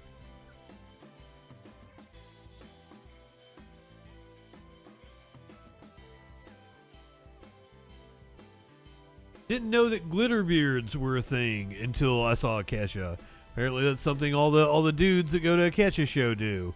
I would have done it to my Fu Manchu if I had known. If I'd known ahead of time, I would have glittered that motherfucker up. When I saw Lady Gaga, the girl next to me was she was real friendly, very friendly with me. And I go back and I'm telling because I stayed with my friend Molly, I'm telling her about it. And I was like, I think she was hitting on me and shit, I've got her on Facebook. I was like, but I wonder maybe she thought I was gay because I'm at a Lady Gaga concert by myself. And my friend Molly's like, did you have your fingernails painted? Because that was something I usually did at the time. And I actually didn't. I didn't have time. I was running late.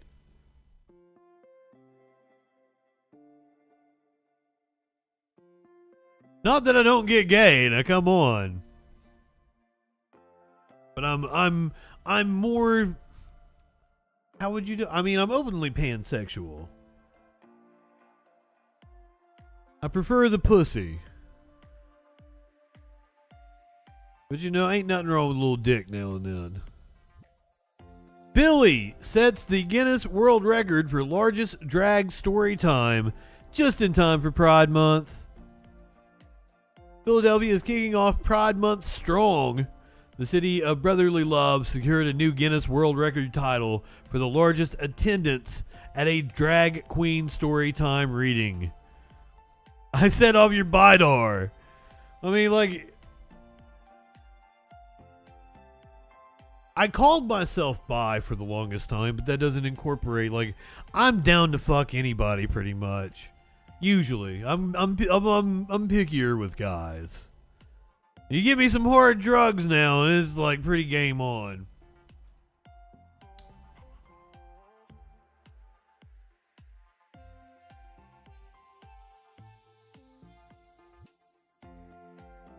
I like Twinkie dudes. I like cross-dressers. I like trans girls. That's what really made me understand the whole gender thing. I've gone into this before. I hooked up with a female to male trans girl. No, trans dude. Sorry. And he really wanted me to beat that pussy up. His words. Sometimes it's probably too much info. This is how we're kicking off Pride Month here. I can't wait to have your cock in my mouth. I'm going to give you the blowjob of your life. Then I want you inside of me. When he unbinded and took everything off, banging fucking body, holy shit. But I wasn't as attracted to him.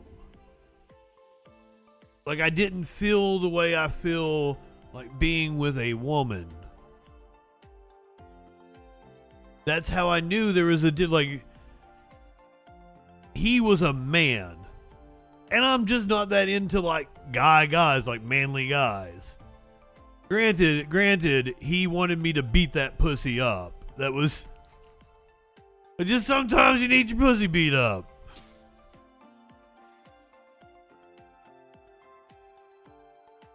Wanted me to treat him as a woman in that scenario. But in every other way, I think fully passable. I don't think anybody would notice that is not a man. Other than, him letting me know. And I can't remember, because I was friends with him on Facebook for the longest time, too. Can't remember what his name is, because he's cool as shit. But anyway, that was the real breakthrough. This would have been 2013, maybe. It was the real breakthrough with when it comes to gender and understanding the fluidity. Also, I went out with a girl that was an art... I should call them a they now. They are non-binary. And I went out, at the time, they were presenting as female. And I was really attracted to her. But once she discovered her fluidity, that attraction was gone for me. And it's weird. It's also weird to speak about things in terms of attraction, because that feels like objectifying. But that's one of the best ways. One of the ways that I guess you can relate to it and shit. To understand that there is a difference in somebody. It's not. I get pissed off when I hear bigots say something like a man in a dress. There are men that wear dresses, and that's totally fine. But when you're talking about a trans woman, they are literally a woman. They feel like a woman. They are the presence of a woman. And having been intimate with them brought that into clarity. And I can see especially how if you're not... I'm really fucking on a fucking wild rant now. I can see how, especially if you're not around these people, one of the reasons why I care so strongly about sticking up for trans people is because I see how horribly society treats them. And I think that's one of the reasons why, some of the trans girls I've dated have enjoyed dating me, because people stare at me when I go out.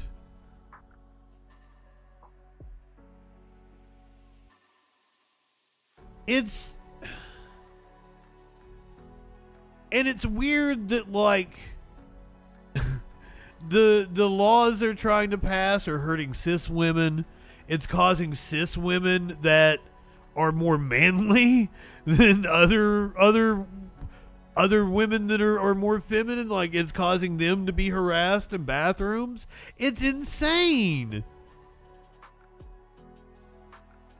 And then I like to present the, Mac Beggs, the dude that wrestled in high school, beat all the women. The bigots forced him to wrestle in the girls' league. And he wanted to wrestle guys, dominated the girls' league. Taking place at the National Constitution Center, performers read children's stories to a record-setting 263 people. Oh, that wasn't a lot. Oh, we don't get to see it?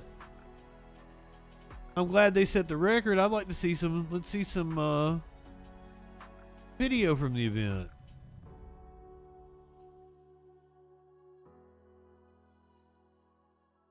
Billy scored a first ever Guinness World Records title for the largest attendance at a drag queen storytime reading. That's not a lot, though. I feel like you can pull more than 269? 263!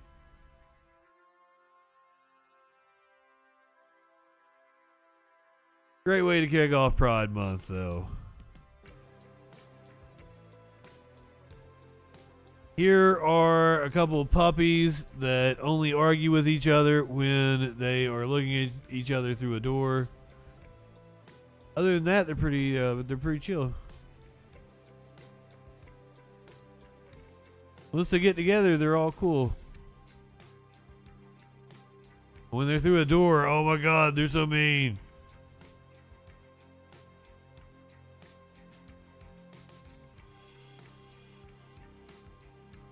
It's a corgi and a retriever.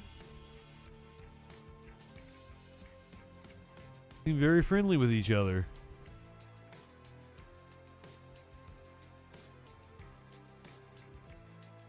What?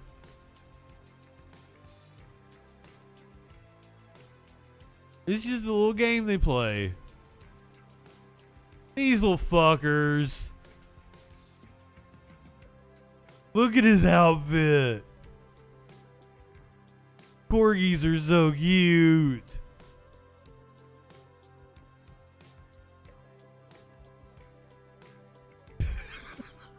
Oh, this is amazing.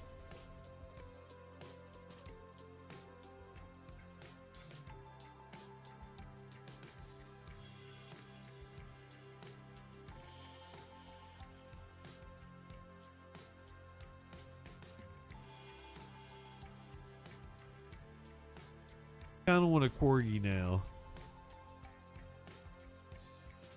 Look how adorable he is.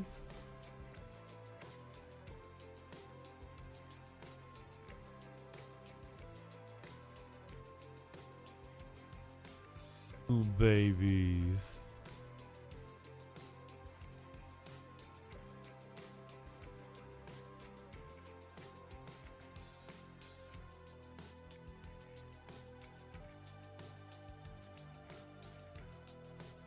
When I thought I might have to bail early, Curiouser was like, be sure to play them an animal video. And I was like, I got a corgi and I got a retriever.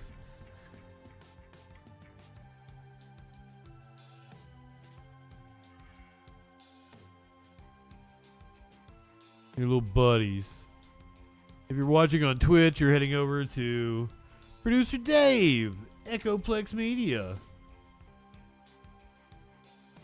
I was getting ready to say hi to Ducky.